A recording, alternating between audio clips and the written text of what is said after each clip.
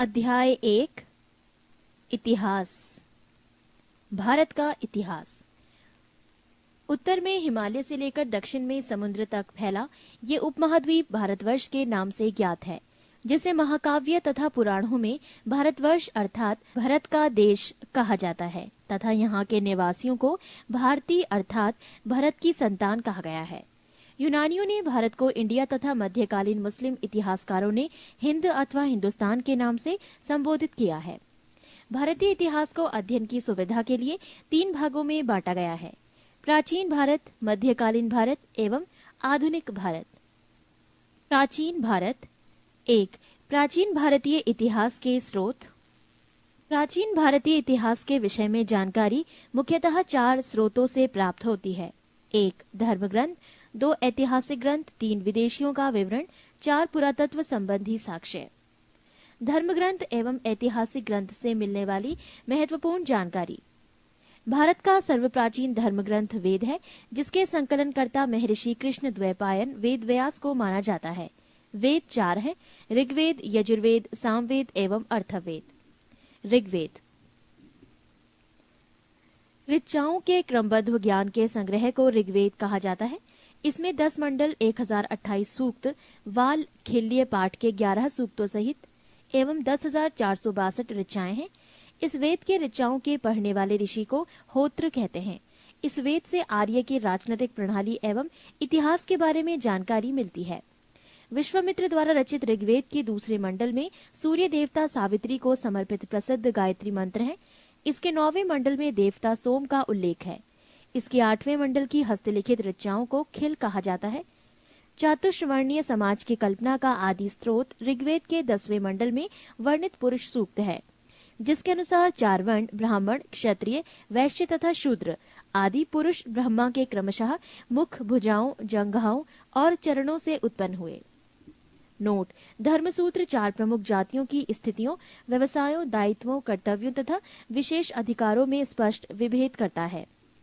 वामन अवतार के 3 पगों के आख्यान का प्राचीनतम स्रोत ऋग्वेद है। ऋग्वेद में इंद्र के लिए 250 तथा अग्नि के लिए 200 ऋचाओं की रचना की गई है। नोट: प्राचीन इतिहास के साधन के रूप में वैदिक साहित्य में ऋग्वेद के बाद शतपथ ब्राह्मण का स्थान है। यजुर्वेद सस्वर पाठ के लिए मंत्रों तथा बलि के समय अनुपालन के लिए नियमों का संकलन यजुर्वेद कहलाता है। इसके पाठककर्ता को अर्धवयु कहते हैं। ये एक ऐसा वेद है जो गद्य एवं पद्य दोनों में है। सामवेद ये गाई जा सकने वाली ऋचाओं का संकलन है। इसके पाठ्यकर्ता को उद्रात्र कहते हैं। इसे भारतीय संगीत का जनक कहा जाता है। पृष्ठ 2 अर्थवेद। अर्थवा ऋषि द्वारा रचित इस वेद में रोग निवारण, तंत्र मंत्र, जादू टोना, शाप वशीकरण, आशीर्वाद, स्तुति, प्रायश्चित, औषधि, अनुसंधान, विवाह, प्रेम, राजकर्म, मातृभूमि, महात्म्य आदि विविध विषयों से संबद्ध मंत्र तथा सामान्य मनुष्यों के विचारों, विश्वासों, अंधविश्वासों इत्यादि का वर्णन है।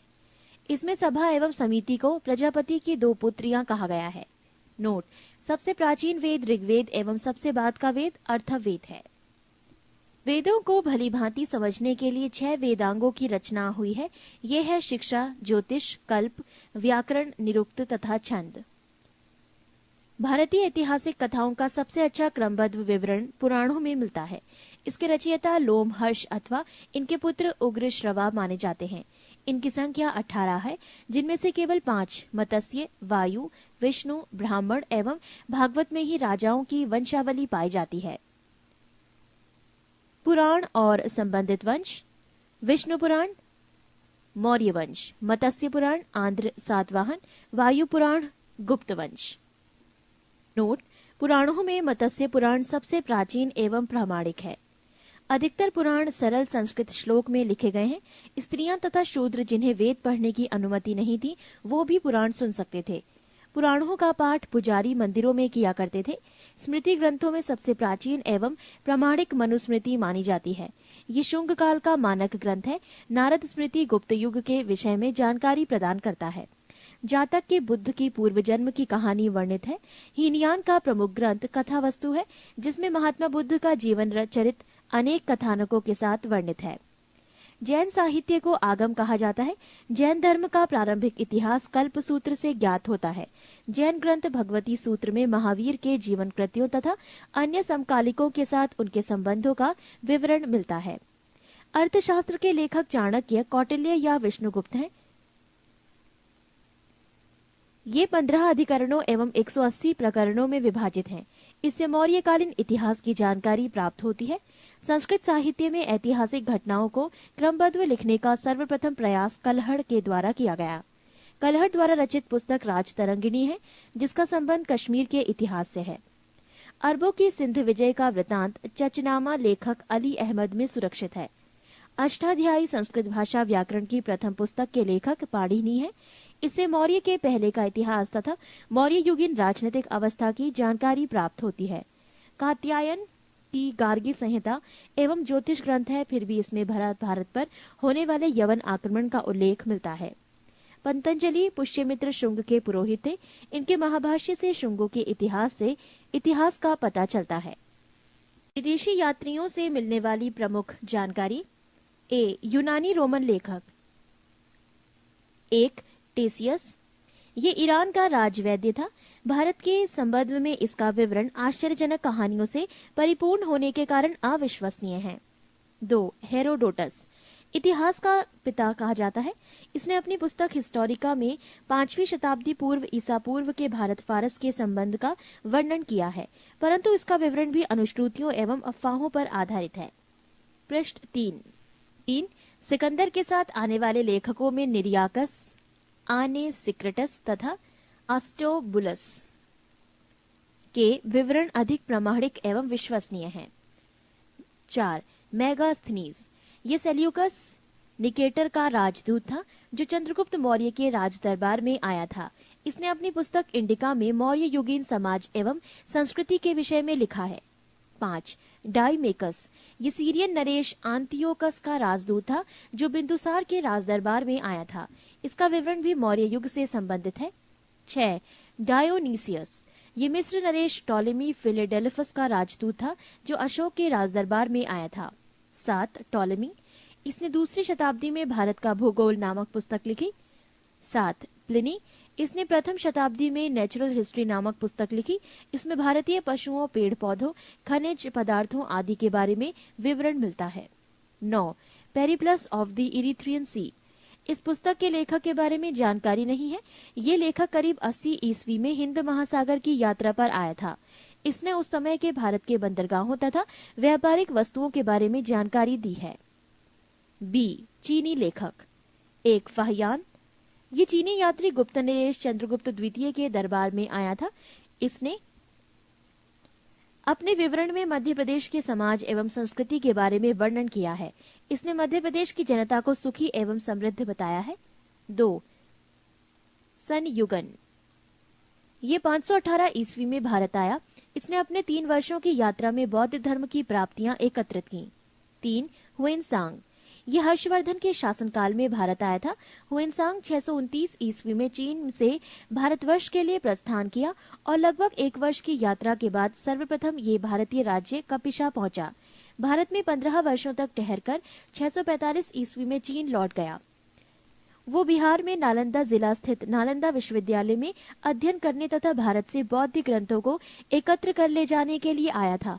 इसका भ्रमण वृतांत CU की नाम से प्रसिद्ध है, जिसमें 138 देशों का विवरण मिलता है। इसने हर्षकालीन समाज, धर्म तथा राजनीति के बारे में वर्णन किया है। इसके अनुसार सिंध का राजा शूद्र था। नोट: हुएनसांग के अध्ययन के समय नालंदा विश्वविद्यालय के कुलपति आचार्य शीलभद्र थे। 4. इत्सिंग। ये 7वीं शताब्दी के अंत में भारत आया। इसने अपने विवरण में नालंदा विश्वविद्यालय, विक्रमशिला विश्वविद्यालय तथा अपने समय के भारत का वर्णन किया है। C. अरबी लेखक। 1. अल-बरूनी। ये महमूद गजनवी के साथ भारत आया था।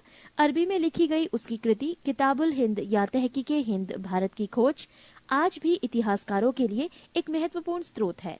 इसमें राजपूत कालीन समाज, धर्म, रीति रिवाज, राजनीति आदि पर सुंदर प्रकाश डाला गया है। D. अन्य लेखक।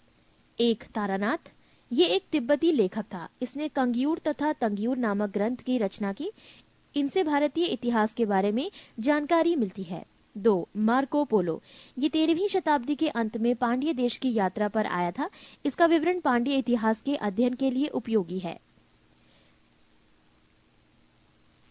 पुरातत्व संबंधी साक्ष्य से मिलने वाली जानकारी। 1400 ईसा पूर्व के अभिलेख बोगास कोई एशिया माइनर से वैदिक देवता मित्र, वरुण, इंद्र और नासत्य अश्वनी कुमार के नाम मिलते हैं। पृष्ठ 4। मध्य भारत में भागवत धर्म विकसित होने का प्रमाण यवन राजदूत हेलियोडोरस के वैसनगर विदिशा गरुड़ स्तंभ लेख से प्राप्त होता है। सर्वप्रथम भारतवर्ष का जिक्र हाथी गुम्फा में अभिलेख में है। सर्वप्रथम दुर्भिक्ष की जानकारी देने वाला अभिलेख सोहगोरा अभिलेख है। सर्वप्रथम भारत पर होने वाले हूण आक्रमण की जानकारी भीतरी स्तंभ लेख से प्राप्त होती है। सती प्रथा का पहला लिखित साक्ष्य एरन अभिलेख शासक भानुगुप्त से प्राप्त होती है। रेशम बुनकर की श्रेणियों की जानकारी मंदसौर अभिलेख से प्राप्त होती है। नोट: अभिलेखों का अध्ययन इपिग्राफी कहलाता है।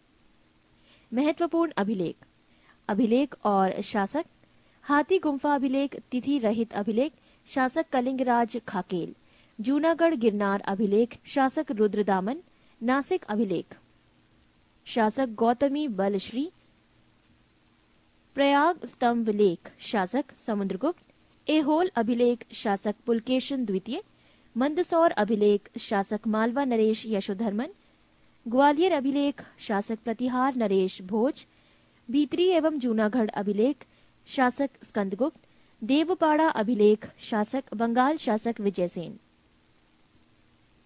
कश्मीरी नवपाषाणिक पुरास्थल बुजुर्गहोम से गढ़तावास गड्ढाघर का साक्ष्य मिला है। इनमें उतरने के लिए सीढ़ियां होती थीं।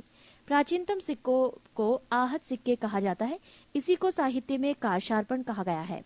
सर्वप्रथम सिक्कों पर लेख लिखने का कार्य यवन शासकों ने किया।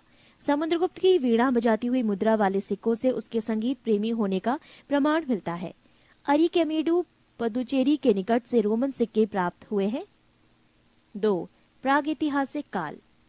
जिस काल में मनुष्य ने घटनाओं का कोई लिखित विवरण उद्धृत नहीं किया उसे प्रागैतिहासिक काल कहते हैं। मानव विकास के उस काल को इतिहास कहा जाता है जिसका विवरण लिखित रूप में उपलब्ध है। आदि ऐतिहासिक काल उस काल को कहते हैं जिस काल में लेखन कला के प्रचलन के बाद उपलब्ध लेख पढ़े नहीं जा सके हैं। ज्ञानी मानव होमोसेपियस का प्रवेश इस धरती पर आज से लगभग 30 या 40 हजार वर्ष पूर्व हुआ। पूर्व पाषाण युग कि मानव की जीविका का मुख्य आधार था शिकार। आग का आविष्कार पूरा पाषाण काल में एवं पहिए का नवपाषाण काल में हुआ।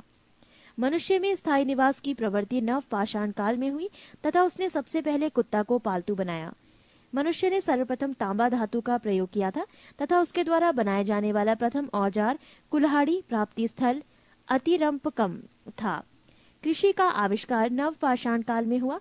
प्रागैतिहासिक अन्न उत्पादक स्थल मेहरगढ़ पश्चिमी बलूचिस्तान में अवस्थित है। कृषि के लिए अपनाई गई सबसे प्राचीन फसल गेहूं एवं जौ थी। पल्लावरम नामक स्थान पर प्रथम भारतीय पुरापाषाण कलाकृति की खोज हुई थी। भारत में पूर्व प्रस्तर युग के अधिकांश औजार स्फटिक पत्थर के बने थे। भारत का सबसे प्राचीन नगर मोहनजोदड़ो था, सिंधी भाषा में, जिसका अर्थ है मृतकों का टीला। पृष्ठ 5। 3. सिंधु सभ्यता। रेडियो कार्बन C14 जैसी नवीन विश्लेषण पद्धति के द्वारा सिंधु सभ्यता की सर्वमान्य तिथि 2350 ईसा पूर्व से 1750 ईसा पूर्व मानी गई है। सिंधु सभ्यता की खोज राय बहादुर दयाराम साहनी ने की। सिंधु सभ्यता को प्रागैतिहासिक, प्रोटो हिस्टोरिक अथवा कांस्य ब्रॉन्ज युग में रखा आलमगीरपुर, जिला मेरठ उत्तर प्रदेश, उत्तरी पुरास्थल मांदा, जिला अखनूर जम्मू कश्मीर तथा दक्षिणी पुरास्थल दाइमाबाद, जिला अहमदनगर महाराष्ट्र। सिंधु सभ्यता या सैंधव सभ्यता नगरीय सभ्यता थी। सैंधव सभ्यता से प्राप्त परिपक्व अवस्था वाले स्थलों में केवल 6 को ही बड़े नगर की संज्ञा दी गई है। ये हैं मोहनजोदड़ो, हड़प्पा, गढ़वारीवाला, धौलावीरा, राखीगढ़ी एवं कालीबंगन। स्वतंत्रता प्राप्ति पश्चात हड़प्पा संस्कृति के सर्वाधिक स्थल गुजरात में खोजे गए हैं। लोथल एवं सुतकोतदा सिंधु सभ्यता का बंदरगाह था। जुते हुए खेत और नक्काशीदार ईंटों के प्रयोग का साक्ष्य कालीबंगन से प्राप्त हुआ है।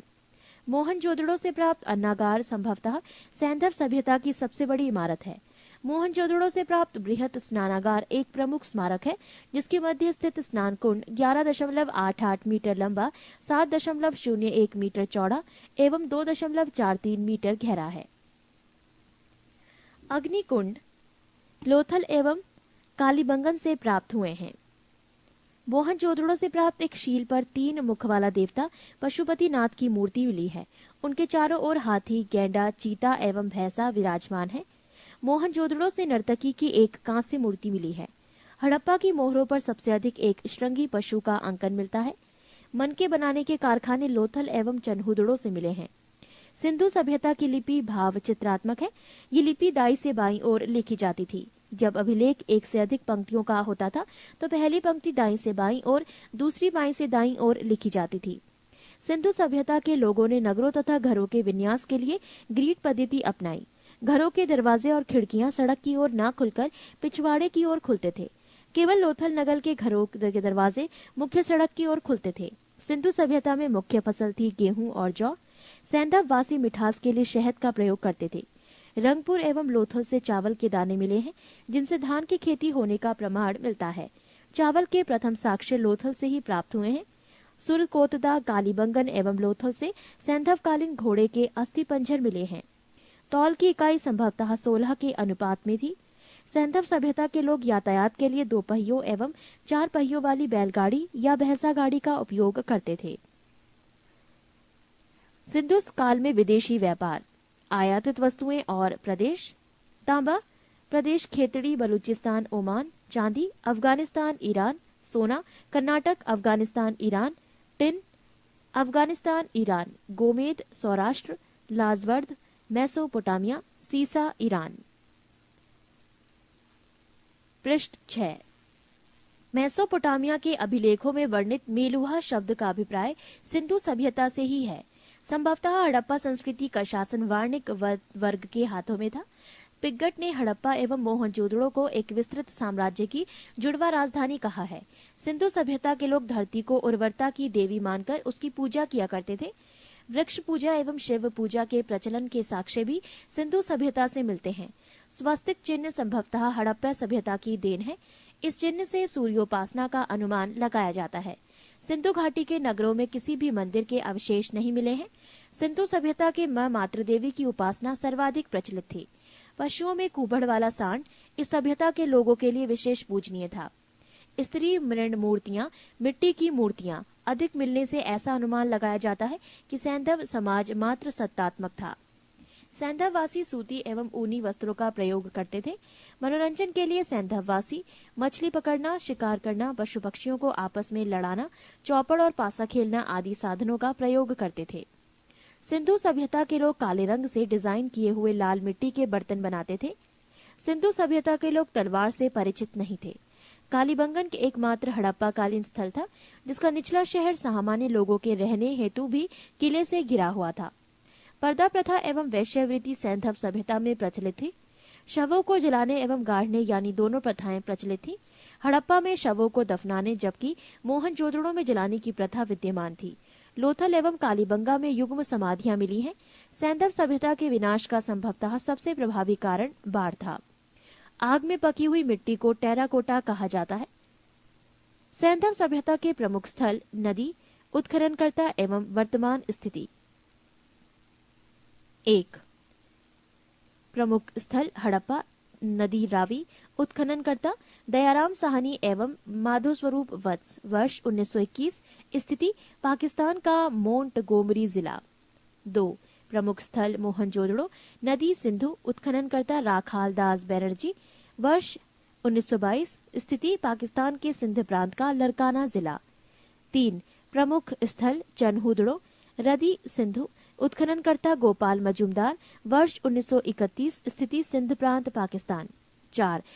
प्रमुख स्थल कालीबंगन, नदी खग्गर, उत्खननकर्ता बीबी लाल एवं बीके थापड़, वर्ष 1953। स्थिति राजस्थान का हनुमानगढ़ जिला। 5. कोट दीजी, नदी सिंधु, उत्खननकर्ता फजल अहमद, वर्ष 1953। स्थिति सिंध प्रांत का खैरपुर स्थान। 6. रंगपुर, नदी मादर, उत्खननकर्ता रंगनाथ राव, वर्ष 1953 से 54। स्थिति गुजरात का काठियावाड़ जिला। 7। प्रमुख स्थल रोपड़, नदी सतलज। उत्खननकर्ता यज्ञदत्त शर्मा। वर्ष 1953 से 56। स्थिति पंजाब का रोपड़ जिला। 8। प्रमुख स्थल लोथल, नदी भोगवा। उत्खननकर्ता रंगनाथ राव। वर्ष 1955 से 1962। स्थिति गुजरात का अहमदाबाद जिला। 9। आलमगीरपुर, नदी हिंडन। उत्खननकर्ता यज्ञदत्त शर्मा। वर्ष 1958। स्थिति उत्तर प्रदेश का मेरठ जिला। 10। सुंत कांगीडोर, नदी दाशक। उत्खननकर्ता ऑरेंज स्टाइल जॉर्ज डेल्स। वर्ष 1927 एवं 1962। स्थिति पाकिस्तान के मकरान में समुद्र तट के किनारे। 11। बनमाली, नदी रंगोई। उत्खननकर्ता रविंद्र सिंह बिष्ट। वर्ष 1974। स्थिति हरियाणा का हिसार जिला। 12। प्रमुख स्थल धौलावीरा, नदी नील। उत्खननकर्ता रविंद्र सिंह बिष्ट। वर्ष 1990 से 91। स्थिति गुजरात के कच्छ जिला। ये थे सैंधव सभ्यता के प्रमुख स्थल, नदी, उत्खननकर्ता एवं वर्तमान स्थिति। पृष्ठ 7। 4। वैदिक सभ्यता। वैदिक काल का विभाजन 2 भागों, 1 ऋग्वैदिक काल 1500 से 1000 ईसा पूर्व और 2 उत्तर वैदिक काल 1000 से 600 ईसा पूर्व में किया गया है। आर्य सर्वप्रथम पंजाब एवं अफगानिस्तान में बसे। मैक्स मूलर ने आर्यों का मूल निवास स्थान मध्य एशिया को माना है। आर्यों द्वारा निर्मित सभ्यता वैदिक सभ्यता कहलाई। आर्यों द्वारा विकसित सभ्यता ग्रामीण सभ्यता थी। आर्यों की भाषा संस्कृत थी। आर्यों के प्रशासनिक इकाई आरोही क्रम से इन 5 भागों में बटा था: कुल, ग्राम, विश, जन, राष्ट्र। ग्राम के मुखिया ग्रामीणी एवं विश का प्रधान विशपति कहलाते थे। जन के शासक को राजन कहा जाता था। राज्य अधिकारियों में पुरोहित एवं सेनानी प्रमुख थे। सूत, रथकार तथा कमादी नामक अधिकारी रत्नी कहे जाते थे। इनकी संख्या राजा सहित करीब 12 हुआ करती थी। पूरब दुर्गपति एवं स्पष्ट जनता की गतिविधियों को देखने वाले गुप्तचर होते थे। वाजपति गोचर भूमि का अधिकारी होता था। उग्र अपराधियों को पकड़ने का कार्य करता था। सभा एवं समिति राजा को सलाह देने वाली संस्था थी। सभा श्रेष्ठ एवं संभ्रांत लोगों की संस्था थी, जबकि समिति सामान्य जनता का प्रतिनिधित्व करती थी। इसके अध्यक्ष को ईशान कहा जाता था। युद्ध में कबीले का नेतृत्व राजा करता था। युद्ध के लिए गविष्टि शब्द का प्रयोग किया गया है, जिसका अर्थ है गायों की खोज। 10 राज्य युद्ध का उल्लेख ऋग्वेद के 7वें मंडल में है। ये युद्ध परशणी रावी नदी के तट पर सुदास एवं 10 जनों के बीच लड़ा गया, जिसमें सुदास विजय हुआ। ऋग्वैदिक समाज 4 वर्णों में विभक्त था। ये वर्ण थे ब्राह्मण, क्षत्रिय, वैश्य और शूद्र। ये विभाजन व्यवसाय पर आधारित था। ऋग्वेद के 10वें मंडल के पुरुष सूक्त में चतुर्वर्णी का उल्लेख किया गया है। इसमें कहा गया है कि ब्राह्मण परम पुरुष के मुख से, क्षत्रिय उनकी भुजाओं से, वैश्य उनकी जांघों से एवं शूद्र उनके पैरों से उत्पन्न हुए हैं। आर्यों का समाज पितृ प्रधान था। समाज की सबसे छोटी इकाई परिवार या कुल थी, जिसका मुखिया पिता होता था, जिसे कुलप कहा जाता था।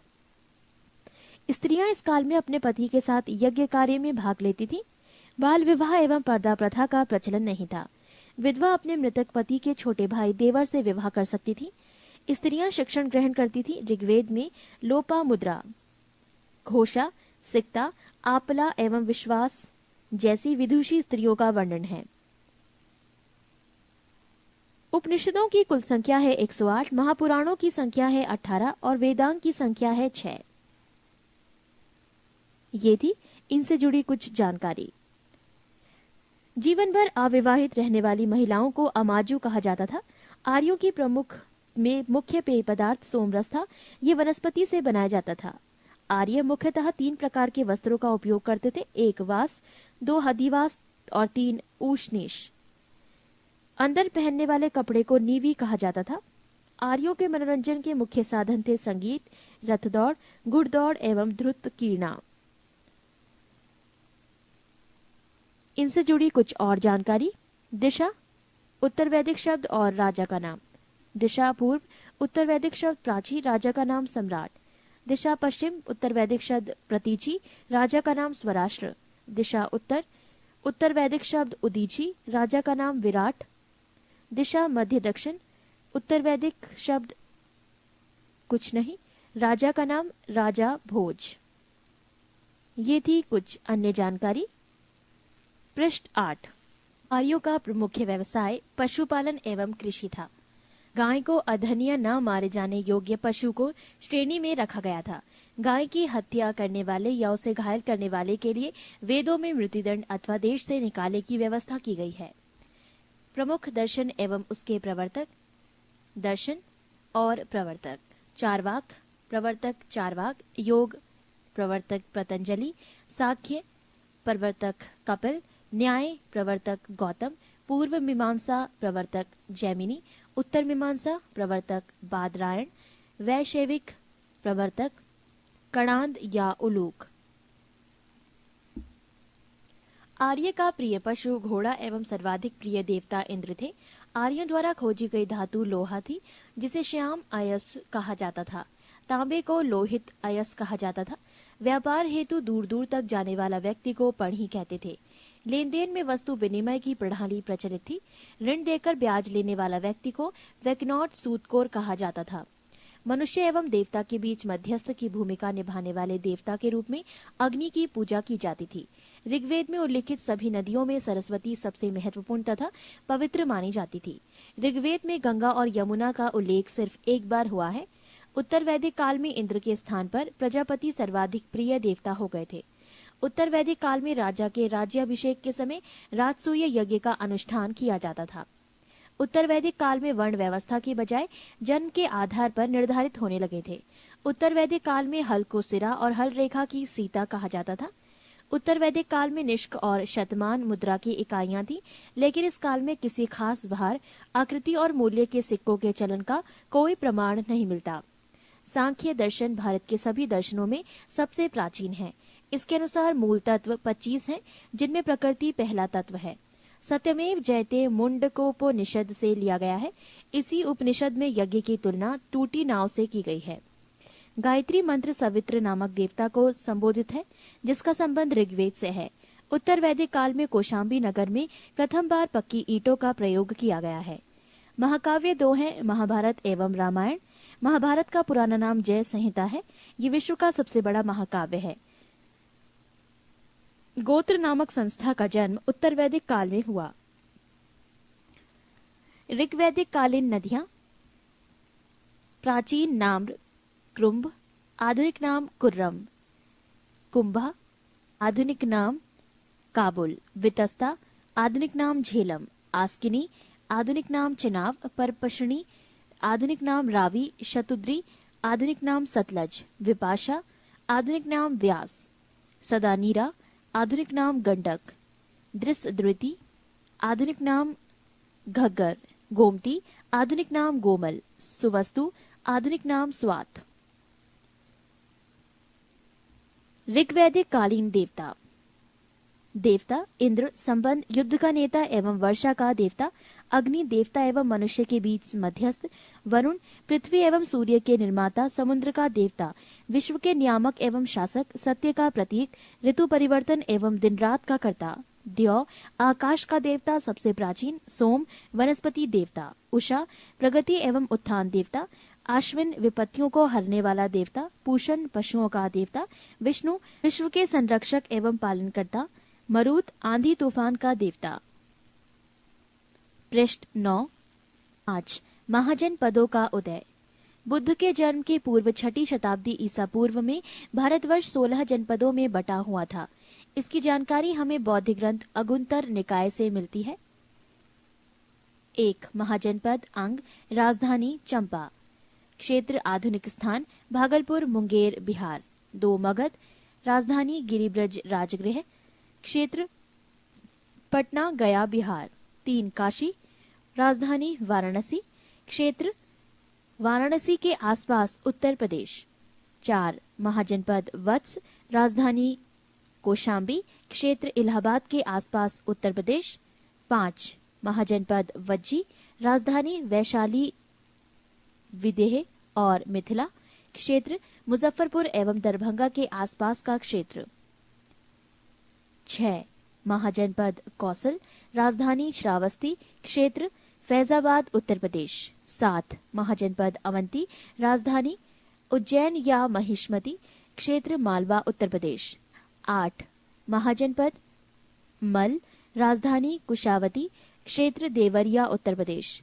9 महाजनपद पंचाल, राजधानी आहिचत्र कांपिल्य, क्षेत्र बरेलू बदायूं फर्रुखाबाद उत्तर प्रदेश। 10 महाजनपद चेदी, राजधानी शक्तिमती, क्षेत्र बुंदेलखंड उत्तर प्रदेश। 11 महाजनपद कुरु, राजधानी इंद्रप्रस्थ, क्षेत्र आधुनिक दिल्ली मेरठ एवं हरियाणा के कुछ क्षेत्र। 12 महाजनपद मत्स्य, राजधानी विराटनगर, क्षेत्र जयपुर राजस्थान के आसपास के क्षेत्र। 13 महाजनपद कंबोज, राजधानी हाटक, क्षेत्र राजौरी एवं हजारा, क्षेत्र उत्तर प्रदेश। 14 अध्य महाजनपद शूरसेन, राजधानी मथुरा, क्षेत्र मथुरा उत्तर प्रदेश।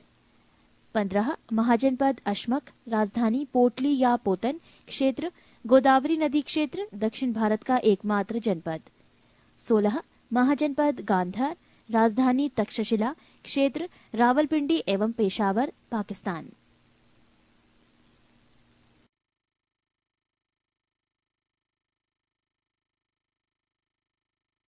जैन धर्म।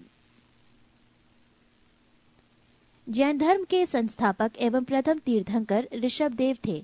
जैन धर्म के 23वें तीर्थंकर आश्रमनाथ थे, जो काशी के इक्ष्वाकु वंशीय राज्य अश्वसेन के पुत्र थे। इन्होंने 30 वर्ष की अवस्था में संन्यास जीवन को स्वीकारा। इनके द्वारा दी गई शिक्षा थी: 1 हिंसा न करना, 2 सदा सत्य बोलना, 3 चोरी न करना तथा 4 संपत्ति न रखना। महावीर स्वामी जैन धर्म के 24वें एवं अंतिम तीर्थंकर हुए। महावीर का जन्म 540 ईसा पूर्व में कुंडग्राम वैशाली में हुआ था। इनके पिता सिद्धार्थ ज्ञात्रक कुल के सरदार थे और माता त्रिशला लिच्छवी राजा चेटक की बहन थी। महावीर की पत्नी का नाम यशोदा एवं पुत्री का नाम अनोंजा प्रियदर्शनी था। महावीर के बचपन का नाम वर्धमान था। इन्होंने 30 वर्ष की उम्र में माता पिता की मृत्यु के पश्चात अपने बड़े भाई नंदीवर्धन से अनुमति लेकर संन्यास जीवन को स्वीकारा था। 12 वर्षों की कठिन तपस्या के बाद महावीर को जिरम्भिक के समीप ऋजुपालिका नदी के तट पर साल वृक्ष के नीचे तपस्या करते हुए संपूर्ण ज्ञान का बोध हुआ। इसी समय से महावीर जिन विजेता, अरिहत, पूज्य और निर्ग्रंथ बंधनहीन कहलाए। महावीर ने अपना उपदेश प्राकृत अर्ध मागधी भाषा में दिया। महावीर के प्रथम अनुयायी उनके दामाद प्रियदर्शनी के पिता जामिल बने। प्रथम जैन भिक्षुणी नरेश दधिवाहन की पुत्री चंपा थी। महावीर ने अपने शिष्यों को 11 गंधर्वों में विभाजित किया था। आर्य सुधर्मा अकेला ऐसा गंधर्व था जो महावीर की मृत्यु के बाद भी जीवित रहा और जो जैन धर्म का प्रथम थेरा या मुख्य उपदेशक हुआ। लगभग 300 ईसा पूर्व में मगध में 12 वर्षों का भीषण अकाल पड़ा, जिसके कारण भद्रबाहु अपने शिष्यों सहित कर्नाटक चले गए। पृष्ठ 10। किंतु कुछ अनुयायी स्थूलभद्र के साथ मगध में ही रुक गए। भद्रबाहु के वापस लौटने पर मगध के साधुओं से उनका गहरा मतभेद हो गया, जिसके परिणाम स्वरूप जैन मत श्वेतांबर एवं दिगंबर नामक 2 संप्रदायों में बढ़ गया। स्थूलभद्र के शिष्य श्वेतांबर श्वेत वस्त्र धारण करने वाले एवं भद्रबाहु के शिष्य दिगंबर नग्न रहने वाले कहलाए।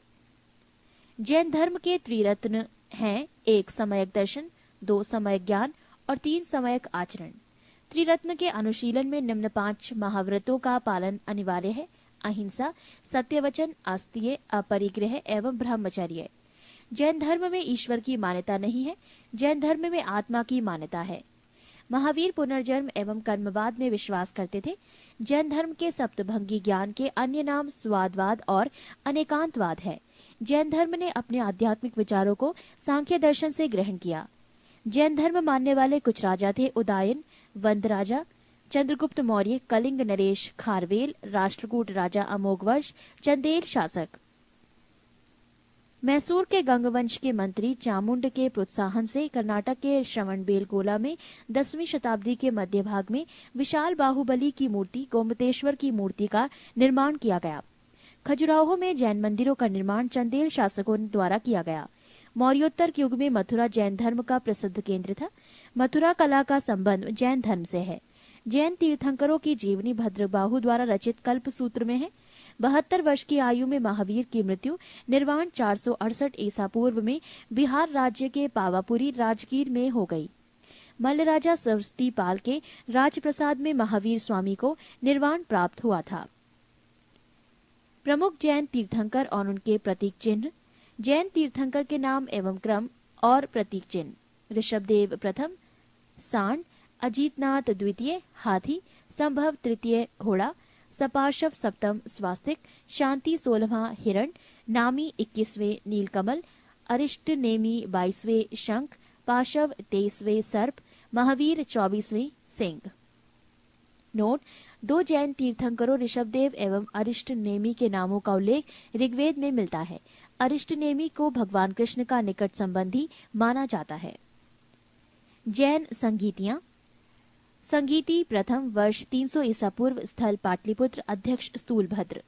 संगीति द्वितीय वर्ष 6ठी शताब्दी, स्थूल बल्लभी, गुजरात, अध्यक्ष क्षमा श्रवण। 7. बौद्ध धर्म।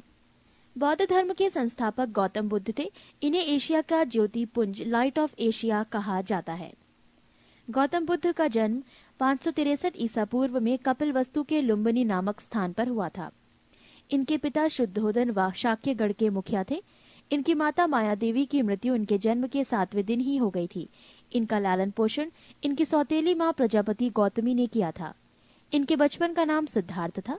गौतम बुद्ध की विवाह 16 वर्ष की अवस्था में यशोधरा के साथ हुआ। इनके पुत्र का नाम राहुल था। पृष्ठ 11। सिद्धार्थ जब कपिलवस्तु की सैर पर निकले तो उन्होंने निम्न 4 दृश्यों को क्रमशः देखा। 1. बूढ़ा व्यक्ति, 2. एक बीमार व्यक्ति, 3. शव एवं 4. एक सन्यासी। सांसारिक समस्याओं से व्यथित होकर सिद्धार्थ ने 29 वर्ष की अवस्था में गृह त्याग किया, जिसे बौद्ध धर्म में महाभिनिष्क्रमण कहा गया है। गृह त्याग करने के बाद सिद्धार्थ बुद्ध ने वैशाली के आलार कालाम से सांख्य दर्शन की शिक्षा ग्रहण की। आलार कलाम सिद्धार्थ के प्रथम गुरु हुए। बुद्ध के जीवन से संबंधित बौद्ध धर्म के प्रतीक। घटना: जन्म प्रतीक कमल एवं सांड, गृह त्याग प्रतीक घोड़ा, ज्ञान प्रतीक पीपल बोधि वृक्ष, निर्वाण प्रतीक पद चिन्ह, मृत्यु प्रतीक स्तूप। आलार कालाम के बाद सिद्धार्थ ने राजगीर के रुद्र करामपुत से शिक्षा ग्रहण की। उरुवेला में सिद्धार्थ को कौंडिन्य, वप्पा, भादिया, महानामा एवं अस्सागी नामक 5 साधक मिले। बिना अन्न जल ग्रहण किए 6 वर्ष की कठिन तपस्या के बाद 35 वर्ष की आयु में वैशाख की पूर्णिमा की रात निरंजना फल्गु नदी के किनारे पीपल वृक्ष के नीचे सिद्धार्थ को ज्ञान प्राप्त हुआ। ज्ञान प्राप्ति के बाद सिद्धार्थ बुद्ध के नाम से जाने गए। वो स्थान बोध गया कहलाया। बुद्ध ने अपना प्रथम उपदेश सारनाथ ऋषि पत्तनम में दिया, जिसे बौद्ध ग्रंथों में धर्मचक्र प्रवर्तन कहा गया है। बुद्ध ने अपने उपदेश जन साधारण की भाषा पाली में दिए। बुद्ध ने अपने उपदेश कौशल, वैशाली, कौशाम्बी एवं अन्य राज्यों में दिए। बुद्ध ने अपने सर्वाधिक उपदेश कौशल देश की राजधानी श्रावस्ती में दिए। इनके प्रमुख अनुयायी शासक थे बिंबिसार, प्रसेनजित तथा उदयन। बुद्ध की मृत्यु 80 वर्ष की अवस्था में 483 ईसा पूर्व में कुशीनारा, देवरिया, उत्तर प्रदेश में चुंद द्वारा अर्पित भोजन करने के बाद हो गई, जिसे बौद्ध धर्म में महापरिनिर्वाण कहा गया है। मल्लों ने अत्यंत सम्मान पूर्वक बुद्ध का अंत्येष्टि संस्कार किया। एक अनुश्रुति के अनुसार मृत्यु के बाद बुद्ध के शरीर के अवशेषों को 8 भागों में बांटकर उन पर 8 स्तूपों का निर्माण कराया। बुद्ध के जन्म एवं मृत्यु की तिथि को चीनी परंपरा के कैंटोन अभिलेख के आधार पर निश्चित किया गया है। बौद्ध धर्म के बारे में हमें विशद ज्ञान पाली त्रिपिटक से प्राप्त होता है। बौद्ध धर्म मूलतः अनिश्वरवादी है। इसमें आत्मा की परिकल्पना भी नहीं है। बौद्ध धर्म में पुनर्जन्म की मान्यता है। तृष्णा को क्षीण हो जाने की अवस्था को ही बुद्ध ने निर्वाण कहा है। विश्व दुखों से बरा है का सिद्धांत बुद्ध ने उपनिषद से लिया। बुद्ध के अनुयायी 2 भागों में विभाजित थे। एक भिक्षुक, बौद्ध धर्म के प्रचार के लिए जिन्होंने संन्यास ग्रहण किया उन्हें भिक्षुक कहा गया। 2 उपासक, गृहस्थ जीवन व्यतीत करते हुए बौद्ध धर्म अपनाने वालों को उपासक कहा गया। बौद्ध संघ में सम्मिलित होने के लिए न्यूनतम आयु सीमा 15 वर्ष थी। बौद्ध संघ में प्रविष्ट होने को उपसंपदा कहा जाता था। बौद्ध धर्म के त्रिरत्न हैं बुद्ध, धम्म एवं संघ। पृष्ठ 12। बौद्ध सभाएं, सभा, समय, स्थान, अध्यक्ष और शासनकाल। प्रथम बौद्ध संगीति, समय 483 ईसा पूर्व, स्थान राजगृह, अध्यक्ष महाकश्यप, शासनकाल अजात शत्रु। सभा द्वितीय बौद्ध संगीति, समय 383 ईसा पूर्व, स्थान वैशाली, अध्यक्ष सबाकामी, शासनकाल कालाशोक। सभा तृतीय बौद्ध संगीति, समय 255 ईसा पूर्व, स्थान पाटलिपुत्र, अध्यक्ष मोगालीपुत्र तिस, शासनकाल अशोक। सभा चतुर्थ बौद्ध संगीति, समय ईसा को प्रथम शताब्दी, स्थान कुंडलवन, अध्यक्ष वसुमित्र या अश्वघोष, शासनकाल कनिष्क।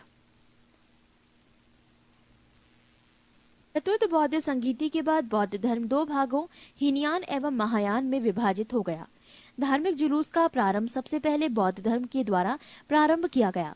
बौद्धियों का सबसे पवित्र त्योहार वैशाख पूर्णिमा है, जिसे बुद्ध पूर्णिमा के नाम से जाना जाता है। इसका महत्व इसलिए है कि बुद्ध पूर्णिमा के ही दिन बुद्ध का जन्म, ज्ञान की प्राप्ति एवं महापरिनिर्वाण की प्राप्ति हुई।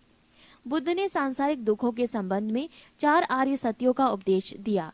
ये हैं 1 दुख, 2 दुख समुदाय, 3 दुख निरोध, 4 दुख निरोध गामिनी प्रतिपद्या। इन सांसारिक दुखों से मुक्ति हेतु बुद्ध ने अष्टांगिक मार्ग की बात कही। ये साधन है 1 समयक दृष्टि, 2 समयक संकल्प, 3 समयक वाणी, 4 समयक कर्मांत, 5 समयक आजीवक, 6 समयक व्यायाम, 7 समयक स्मृति एवं 8 समयक समाधि। बुद्ध के अनुसार अष्टांगिक मार्गों के पालन करने के उपरांत मनुष्य की भव तृष्णा नष्ट हो जाती है और उसे निर्वाण प्राप्त हो जाता है। निर्वाण बौद्ध धर्म का परम लक्ष्य है, जिसका अर्थ है दीपक का बुझ जाना, अर्थात जीवन मरण चक्र से मुक्त हो जाना। बुद्ध ने निर्वाण प्राप्ति को सरल बनाने के लिए निम्न 10 शीलों पर बल दिया। 1 अहिंसा, 2 सत्य, 3 अस्त्य, चोरी न करना, 4 अपरिग्रह, किसी प्रकार की संपत्ति न रखना, 5 मद्य सेवन न करना, 6 असमय भोजन न करना, 7 सुखप्रद बिस्तर पर नहीं सोना, 8 धन संचय न करना, 9 स्त्रियों से दूर रहना और 10 नृत्य गान आदि से दूर रहना। गृहस्थों के लिए केवल प्रथम 5 शील तथा भिक्षुओं के लिए 10 शील मानना अनिवार्य था। बुद्ध ने मध्यम मार्ग मध्यमा प्रतिपद का उपदेश दिया। अनिश्वरवाद के संबंध में बौद्ध धर्म एवं जैन धर्म में समानता है। जातक कथाएं प्रदर्शित करती हैं कि बोधिसत्व का अवतार मनुष्य रूप में भी हो सकता है तथा पशुओं के रूप में भी। बोधिसत्व के रूप में पुनर्जन्म के दीर्घ श्रृंखला के अंतर्गत बुद्ध ने शाक्य मुनि के रूप में अपना अंतिम जन्म प्राप्त किया, किंतु इसके उपरांत मैत्रेय तथा अन्य अनामश बुद्ध अभी अवतरित होने शेष हैं। सर्वाधिक बुद्ध मूर्तियों का निर्माण गंधार शैली के अंतर्गत किया गया, लेकिन बुद्ध की प्रथम मूर्ति संभवतः मथुरा काल के अंतर्गत बनी थी। 8 शैव धर्म। भगवान शिव की पूजा करने वालों को शैव एवं शिव से संबंधित धर्म को शैव धर्म कहा गया है। शिवलिंग उपासना का प्रारंभिक पुरातात्विक साक्ष्य हड़प्पा संस्कृति के अवशेषों से मिलता है। ऋग्वेद में शिव के लिए रुद्र नामक देवता का उल्लेख है। अर्थवेद में शिव को भव, शर्व, पशुपति एवं भूपति कहा गया है। लिंग पूजा का पहला स्पष्ट वर्णन मत्स्य पुराण में मिलता है। महाभारत के अनुशासन पर्व से भी लिंग पूजा का वर्णन मिलता है। पृष्ठ 13। वामन पुराण में शैव संप्रदाय की संख्या 4 बताई गई है। ये हैं 1 पाशुपत, 2 कापालिक, 3 कालामुख, 4 लिंगायत। पाशुपत संप्रदाय शैवों का सर्वाधिक प्राचीन संप्रदाय है। इसके संस्थापक लह कुलिश थे, जिन्हें भगवान शिव के 18 अवतारों में से एक माना जाता है। पाशुपत संप्रदाय के अनुयायियों को पाचार्थिक कहा गया है। इस मत का प्रमुख सैद्धांतिक ग्रंथ पाशुपत सूत्र है। श्रीकर पंडित एक विख्यात पाशुपत आचार्य थे। कापालिक संप्रदाय के इष्ट देव भैरव थे। इस संप्रदाय का प्रमुख केंद्र श्री शैल नामक स्थान था। कालामुख संप्रदाय के अनुयायियों को शिव पुराण में महाव्रतधर कहा गया है। इस संप्रदाय के लोग नर कपाल में ही भोजन, जल तथा सुरापान करते हैं और साथ ही अपने शरीर पर चिता की भस्म मलते हैं। लिंगायत संप्रदाय दक्षिण में प्रचलित था। इन्हें जंगम भी कहा जाता था। इस संप्रदाय के लोग शिवलिंग की उपासना करते थे। बसव पुराण में लिंगायत संप्रदाय के प्रवर्तक अल्लभ प्रभु तथा उनके शिष्य बासव को बताया गया है। इस संप्रदाय को वीर शिव संप्रदाय भी कहा जाता है। 10वीं शताब्दी में मतेसिंद्र नाथ ने नाथ संप्रदाय की स्थापना की। इस संप्रदाय का व्यापक प्रचार प्रसार बाबा गोरखनाथ के समय में हुआ। दक्षिण भारत में शैव धर्म चालुक्य, राष्ट्रकूट, पल्लव एवं चोलों के समय लोकप्रिय रहा। पल्लव काल में शैव धर्म का प्रचार प्रसार नायनारों द्वारा किया गया। नायनार संतों की संख्या 63 बताई गई है, जिनमें अपार, तिरुज्ञान, संबंदर एवं सुंदर मूर्ति आदि के नाम उल्लेखनीय हैं। एलोरा के प्रसिद्ध कैलाश मंदिर का निर्माण राष्ट्रकूटों ने करवाया। चोल शासक राजराज प्रथम ने तंजौर में प्रसिद्ध राजराजेश्वर शैव मंदिर का निर्माण करवाया, जिसे बृहदेश्वर मंदिर के नाम से भी जाना जाता है। कुषाण शासकों की मुद्राओं पर शिव एवं नंदी का एक साथ अंकन प्राप्त होता है। संप्रदाय और संस्थापक।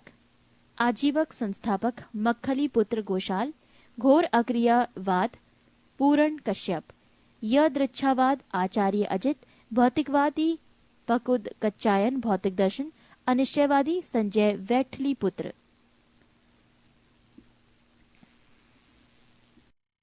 नौ, वैष्णव धर्म। वैष्णव धर्म के विषय में प्रारंभिक जानकारी उपनिषदों से मिलती है। इसका विकास भागवत धर्म से हुआ। वैष्णव धर्म के प्रवर्तक कृष्ण थे, जो कृष्ण कबीले के थे और जिनका निवास स्थान मथुरा था। कृष्ण का उल्लेख सर्वप्रथम छांदोग्य उपनिषद में देवकी पुत्र और अंगिरस के शिष्य के रूप में हुआ है। विष्णु के 10 अवतारों का उल्लेख मत्स्य पुराण में मिलता है। 10 अवतार इस प्रकार हैं: मत्स्य, कूर्म, वराह, नरसिंह, वामन, परशुराम, राम, बलराम, बुद्ध एवं कल्की। वैष्णव धर्म में ईश्वर को प्राप्त करने के लिए सर्वाधिक महत्व भक्ति को दिया गया है। प्रमुख संप्रदाय, मत एवं आचार्य। प्रमुख संप्रदाय वैष्णव संप्रदाय, मत विशिष्टाद्वैत, आचार्य रामानुज। प्रमुख संप्रदाय ब्रह्म संप्रदाय, मत द्वैत, आचार्य आनंद तीर्थ। प्रमुख संप्रदाय रुद्र संप्रदाय, मत शुद्धोदाद्वैत, आचार्य वल्लभाचार्य। प्रमुख संप्रदाय सनक संप्रदाय, मत द्वैताद्वैत, आचार्य निम्बार्क। प्रमुख संप्रदाय संस्थापक एवं पुस्तक। प्रमुख संप्रदाय बरकरी, संस्थापक नामदेव, पुस्तक नेल। श्री वैष्णव संस्थापक रामानुज, पुस्तक ब्रह्मसूत्र। परमार्थ संस्थापक रामदास, पुस्तक दासबोध। रामभक्त संस्थापक रामानंद, पुस्तक आध्यात्म रामायण। पृष्ठ 14। 10. इस्लाम धर्म। इस्लाम धर्म के संस्थापक हजरत मोहम्मद साहब थे। हजरत मोहम्मद साहब का जन्म 570 ईस्वी में मक्का में हुआ था। हजरत मोहम्मद साहब के पिता का नाम अब्दुल्ला और माता का नाम अमीना था। हजरत मोहम्मद साहब को 610 ईस्वी में मक्का के पास हीरा नामक गुफा में ज्ञान की प्राप्ति हुई। 24 सितंबर 622 ईस्वी को पैगंबर ने मक्का के मदीना की यात्रा इस्लाम जगत में मुस्लिम संवत हिजारी संवत के नाम से जाना जाता है। मोहम्मद की शादी 25 वर्ष की अवस्था में खदीजा नामक विधवा के साथ हुई। मोहम्मद की पुत्री का नाम फातिमा एवं दामाद का नाम अली हुसैन है। देवदूत ग्रेबियल ने पैगंबर मोहम्मद साहब को कुरान अरबी भाषा में संप्रेषित की। कुरान इस्लाम धर्म का पवित्र ग्रंथ है।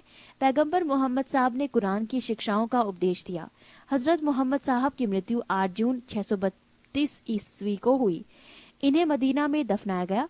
मोहम्मद साहब की मृत्यु के बाद इस्लाम सुन्नी तथा शिया नामक 2 पंथों में विभाजित हो गया। सुन्नी उन्हें कहते हैं जो सुन्ना में विश्वास करते हैं। सुन्ना पैगंबर मोहम्मद साहब के कथनों तथा कार्यों का विवरण है। शिया अली की शिक्षाओं में विश्वास करते हैं तथा उन्हें मोहम्मद साहब का न्याय सम्मत उत्तराधिकारी मानते हैं। अली मोहम्मद साहब के दामाद थे। अली की सन 661 ईस्वी में हत्या कर दी गई। अली के पुत्र हुसैन की हत्या 680 में करबला ईरान नामक स्थान पर कर दी गई। इन दोनों हत्या ने शिया को निश्चित मत का रूप दे दिया। पैगंबर मोहम्मद साहब के उत्तराधिकारी खलीफा कहलाए। इस्लाम जगत में खलीफा पद 1924 ईस्वी तक रहा। 1924 ईस्वी में इसे तुर्की के शासक मुस्तफा कमाल पाशा ने समाप्त कर दिया। इब्न इशाक ने सर्वप्रथम पैगंबर साहब का जीवन चरित्र लिखा। मोहम्मद साहब पैगंबर के जन्मदिन पर ईद मिलाद उन नबी पर्व मनाया जाता है।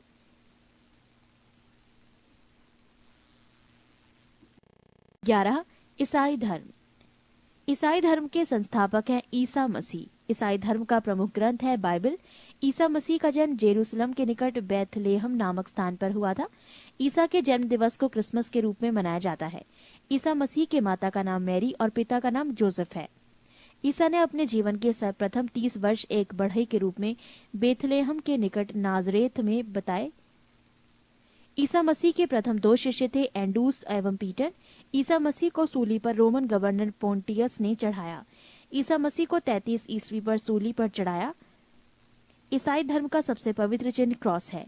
ईसाई त्रित्व में विश्वास रखते हैं, वो है ईश्वर पिता, ईश्वर पुत्र ईसा, ईश्वर पवित्र आत्मा। पारसी धर्म। पारसी धर्म के पैगंबर जरथुष्ट्र ईरानी थे। इनके शिक्षाओं का संकलन जेंद अवेस्ता नामक ग्रंथ में है, जो पारसियों का धार्मिक ग्रंथ है। इनकी मूल शिक्षा का सूत्र है सद्विचार, सद्वचन तथा सत्कार्य। इसके अनुयायी एक ईश्वर अहुर को मानते हैं। इस धर्म के अनुयायियों को अग्नि पूजक भी कहा जाता है। पृष्ठ 15। 12। मगध राज्य का उत्कर्ष। मगध के सबसे प्राचीन वंश के संस्थापक बृहद्रथ था। इसकी राजधानी गिरिब्रज राजगृह थी। जरासंध बृहद्रथ का पुत्र था। हर्यक वंश के संस्थापक बिंबिसार मगध की गद्दी पर 544 ईसा पूर्व बौद्ध ग्रंथों के अनुसार में बैठा था। वो बौद्ध धर्मों का अनुयायी था। बिंबिसार ने ब्रह्मदत्त को हराकर अंग राज्य को मगध में मिला लिया। बिंबिसार ने राजगृह का निर्माण कर उसे अपनी राजधानी बनाया। बिंबिसार ने मगध पर करीब 52 वर्षों तक शासन किया। महात्मा बुद्ध की सेवा में बिंबिसार ने राजवैद्य जीवक को भेजा। अवंती के राजा प्रद्योत जब पांडु रोग से ग्रसित थे, उस समय भी बिंबिसार ने जीवक को उनकी सेवा सुश्रूषा के लिए भेजा था। बिंबिसार ने वैवाहिक संबंध स्थापित कर अपने साम्राज्य का विस्तार किया। इसने कौशल नरेश प्रसेनजित की बहन महाकौशला से, वैशाली के चेटक की पुत्री चेलना से तथा मद्र देश आधुनिक पंजाब की राजकुमारी क्षेमा से शादी की। बिंबिसार की हत्या उसके पुत्र अजातशत्रु ने कर दी और वो 493 ईसा पूर्व में मगध की गद्दी पर बैठा। अजातशत्रु का उपनाम कुर्णिक था। अजातशत्रु ने 32 वर्षों तक मगध पर शासन किया। अजातशत्रु प्रारंभ में जैन धर्म का अनुयायी था। अजातशत्रु के सुयोग्य मंत्री का नाम वर्षकार वरस्कार था। इसी की सहायता से अजातशत्रु ने वैशाली पर विजय प्राप्त की। अजातशत्रु की हत्या उसके पुत्र उदयन ने 461 ईसा पूर्व में कर दी और वो मगध की गद्दी पर बैठा। उदयन ने पाटलिग्राम की स्थापना की। उदयन भी जैन धर्म का अनुयायी था। हर्यक वंश का अंतिम राजा उदयन का पुत्र नागदशक था। नागदशक को उसके अमात्य शिशुनाग ने 412 ईस्वी में अपदस्थ करके मगध पर शिशुनाग वंश की स्थापना की। शिशुनाग ने अपनी राजधानी पाटलिपुत्र से हटाकर वैशाली में स्थापित की। शिशुनाग का उत्तराधिकारी कलाशोक पुनः राजधानी को पाटलिपुत्र ले गया। शिशुनाग वंश का अंतिम राजा नंदीवर्धन था। नंद वंश का संस्थापक महापदम नंद था। नंद वंश का अंतिम शासक घनानंद था। ये सिकंदर का समकालीन था। इसे चंद्रगुप्त मौर्य ने युद्ध में पराजित किया और मगध पर एक नए वंश मौर्य वंश की स्थापना की। 13। सिकंदर। सिकंदर का जन्म 356 ईसा पूर्व में हुआ। सिकंदर के पिता का नाम फिलिप था। फिलिप 359 ईसा पूर्व में मकदूनिया का शासक बना। इसकी हत्या 329 ईसा पूर्व में कर दी गई। सिकंदर अरस्तु का शिष्य था। सिकंदर ने भारत विजय का अभियान 326 ईसा पूर्व में प्रारंभ किया। सिकंदर का सेनापति सेल्यूकस निकेटर था। पृष्ठ 16। सिकंदर को पंजाब के शासक पोरस के साथ युद्ध करना पड़ा, जिसे हाइडेस्पीस के युद्ध या झेलम वितस्ता का युद्ध के नाम से जाना जाता है। सिकंदर की सेना ने व्यास नदी को पार करने से इनकार कर दिया। सिकंदर स्थल मार्ग द्वारा 325 ईसा पूर्व में भारत से लौटा। सिकंदर की मृत्यु 323 ईसा पूर्व में बेबीलोन में 33 वर्ष की अवस्था में हो गई। सिकंदर का जल सेनापति था निर्याकस। 14। मौर्य साम्राज्य। मौर्य वंश का संस्थापक चंद्रगुप्त मौर्य था। चंद्रगुप्त मौर्य का जन्म 345 ईसा पूर्व में हुआ था। घनानंद को हराने में चाणक्य ने चंद्रगुप्त मौर्य की मदद की थी, जो बाद में चंद्रगुप्त का प्रधानमंत्री बना। चाणक्य कौटिल्य या विष्णुगुप्त द्वारा लिखित पुस्तक है। अर्थशास्त्र है, जिसका संबंध राजनीति से है। चंद्रगुप्त मगध की राजगद्दी पर 322 ईसा पूर्व में बैठा। चंद्रगुप्त जैन धर्म का अनुयायी था। चंद्रगुप्त ने अपना अंतिम समय कर्नाटक के श्रवणबेलगोला नामक स्थान पर बिताया। चंद्रगुप्त ने 305 ईसा पूर्व में सेल्यूकस निकेटर को हराया। सेल्यूकस निकेटर ने अपनी पुत्री कार्नेलिया की शादी चंद्रगुप्त मौर्य के साथ कर दी और युद्ध की संधि शर्तों के अनुसार 4 प्रांत काबुल, कंधार, हेरात एवं मकरान चंद्रगुप्त को दिए। चंद्रगुप्त मौर्य ने जैनी गुरु भद्रबाहु से जैन धर्म की दीक्षा ली थी। मेगास्थनीज सेल्यूकस निकेटर का राजदूत था, जो चंद्रगुप्त के दरबार में रहता था। मेगास्थनीज द्वारा लिखी गई पुस्तक इंडिका है। चंद्रगुप्त मौर्य और सेल्यूकस के बीच हुए युद्ध का वर्णन एपियानस ने किया है। प्लूटार्क के अनुसार चंद्रगुप्त ने सेल्यूकस को 500 हाथी उपहार में दिए थे। चंद्रगुप्त मौर्य की मृत्यु 298 ईसा पूर्व में श्रवणबेलगोला में उपवास द्वारा हुई। बिंदुसार। चंद्रगुप्त मौर्य का उत्तराधिकारी बिंदुसार हुआ, जो 298 ईसा पूर्व में मगध की राजगद्दी पर बैठा। अमित्रघात के नाम से बिंदुसार जाना जाता है। अमित्रघात का अर्थ है शत्रु विनाशक। बिंदुसार आजीवक संप्रदाय का अनुयायी था। वायु पुराण में बिंदुसार को भद्रसार या वारिसार कहा गया है। स्ट्रेबो के अनुसार सीरियन नरेश एंटियोकस ने बिंदुसार के दरबार में डाइमेकस नामक राजदूत भेजा। इसे ही मेगास्थनीज का उत्तराधिकारी माना जाता है। जैन ग्रंथों में बिंदुसार को सिंहासन कहा गया है। बिंदुसार के शासनकाल में तक्षशिला में हुए 2 विद्रोहों का वर्णन है। इस विद्रोह को दबाने के लिए बिंदुसार ने पहले सुसीम को और बाद में अशोक को भेजा। एथीनियस के अनुसार बिंदुसार ने सीरिया के शासक एंटियोकोस ने बिंदुसार के दरबार में डाइमेकस नामक राजदूत भेजा। इसे ही मेगास्थनीज का उत्तराधिकारी माना जाता है। जैन ग्रंथों के बिंदुसार को सिंगसेन कहा गया है। बिंदुसार के शासनकाल में तक्षशिला में हुए 2 विद्रोहों का वर्णन है। इस विद्रोह को दबाने के लिए बिंदुसार ने पहले सुसीम को और बाद में अशोक को भेजा। एथीनियस के अनुसार बिंदुसार ने सीरिया के शासक एंटियोकस एक से मदिरा, सूखे अंजीर एवं दार्शनिक भेजने की प्रार्थना की थी। बौद्ध विद्वान तारानाथ ने बिंदुसार को 16 राज्यों का विजेता बताया है। अशोक। बिंदुसार का उत्तराधिकारी अशोक महान हुआ, जो 269 ईसा पूर्व में मगध की राजगद्दी पर बैठा। राजगद्दी पर बैठने के समय अशोक अवंती का राज्यपाल था। मास्की एवं गुर्जरा अभिलेख में अशोक का नाम अशोक मिलता है। पृष्ठ 17। पुराणों में अशोक को अशोकवर्धन कहा गया है। अशोक ने अपने अभिषेक के 8वें वर्ष लगभग 261 ईसा पूर्व में कलिंग पर आक्रमण किया और कलिंग की राजधानी तोसली पर अधिकार कर लिया। प्लिनी का कथन है कि मिस्र का राजा फिलाडेल्फस टॉलेमी द्वितीय ने पाटलिपुत्र में डियानीसियस नाम का एक राजदूत भेजा था अशोक के दरबार में। उपगुप्त नामक बौद्ध भिक्षु ने अशोक को बौद्ध धर्म की दीक्षा दी। अशोक ने आजीविकों को रहने हेतु बराबर की पहाड़ियों में 4 गुफाओं का निर्माण करवाया, जिनका नाम कर्ज, चौपार, सुदामा तथा विश्व झोपड़ी था। नोट: अशोक के पौत्र दशरथ ने आजीविकों को नागार्जुन गुफा प्रदान की थी।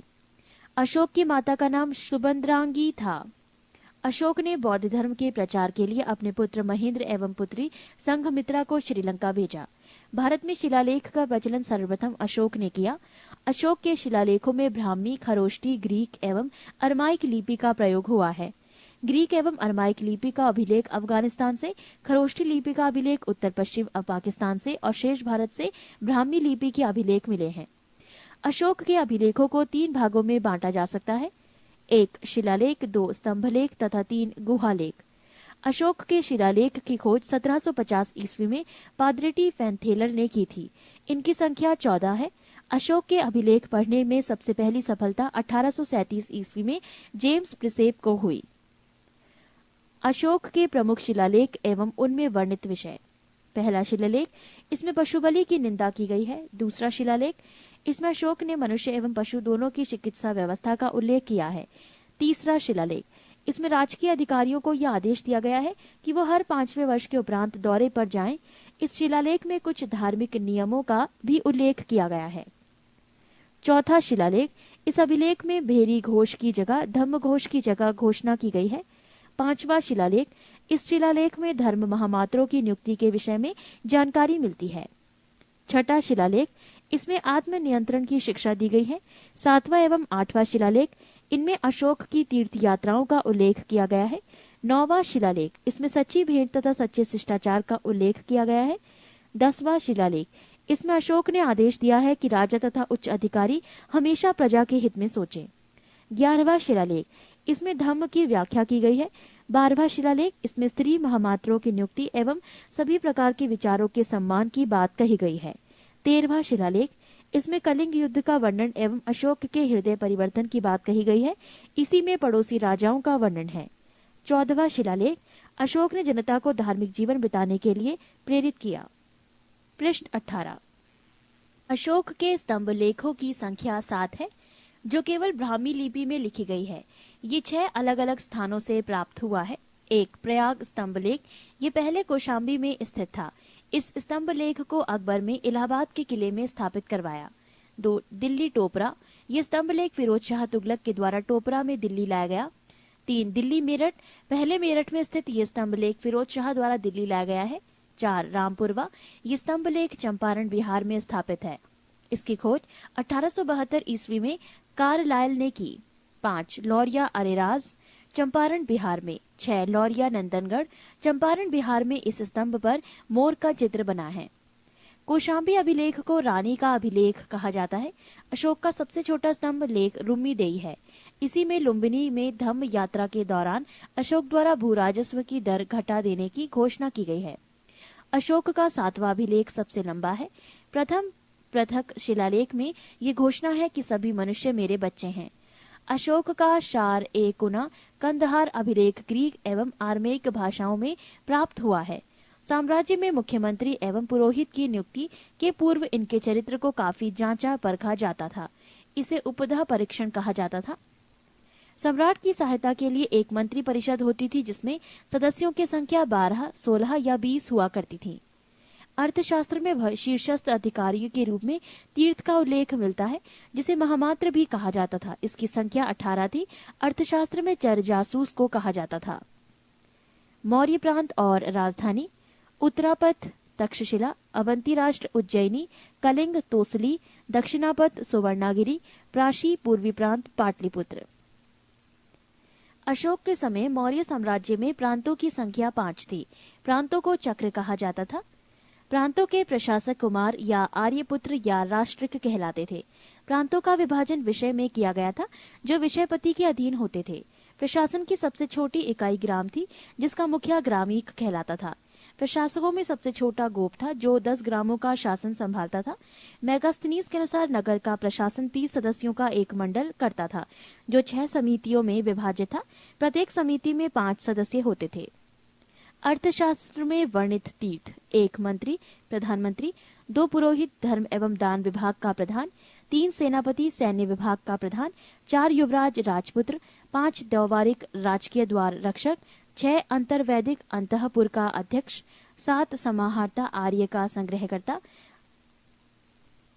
8 सन्निधाता राजकीय कोष का अध्यक्ष, 9 प्रशास्ता कारागर का अध्यक्ष, 10 प्रदेष्ट्री कमिश्नर, 11 पौर नगर का कोतवाल, 12 व्यवहारिक प्रमुख न्यायाधीश, 13 नायक नगर रक्षा का अध्यक्ष, 14 कर्मांतिक उद्योगों एवं कारखानों का अध्यक्ष, 15 मंत्री परिषद अध्यक्ष, 16 दंडपाल सेना का सामान एकत्र करने वाला, 17 दुर्गपाल दुर्ग रक्षक, 18 अंतपाल सीमावर्ती दुर्ग का रक्षक।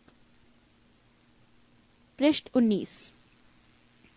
बिक्री कर के रूप में मूल्य का 10वां भाग वसूला जाता था। इसे बचाने वालों को मृत्युदंड दिया जाता था। मेगास्थनीज के अनुसार एग्रीनो मोई मार्ग निर्माण अधिकारी था। जस्टिन के अनुसार चंद्रगुप्त मौर्य की सेना में लगभग 50,000 अश्वारोही सैनिक, 9,000 हाथी एवं 8,000 रथ थे। प्लूटार्क या जस्टिन के अनुसार चंद्रगुप्त ने नंदों की पैदल सेना से 3 गुनी अधिक संख्या में अर्थात 60,000 आदमियों को लेकर संपूर्ण उत्तर भारत को रौंद डाला था।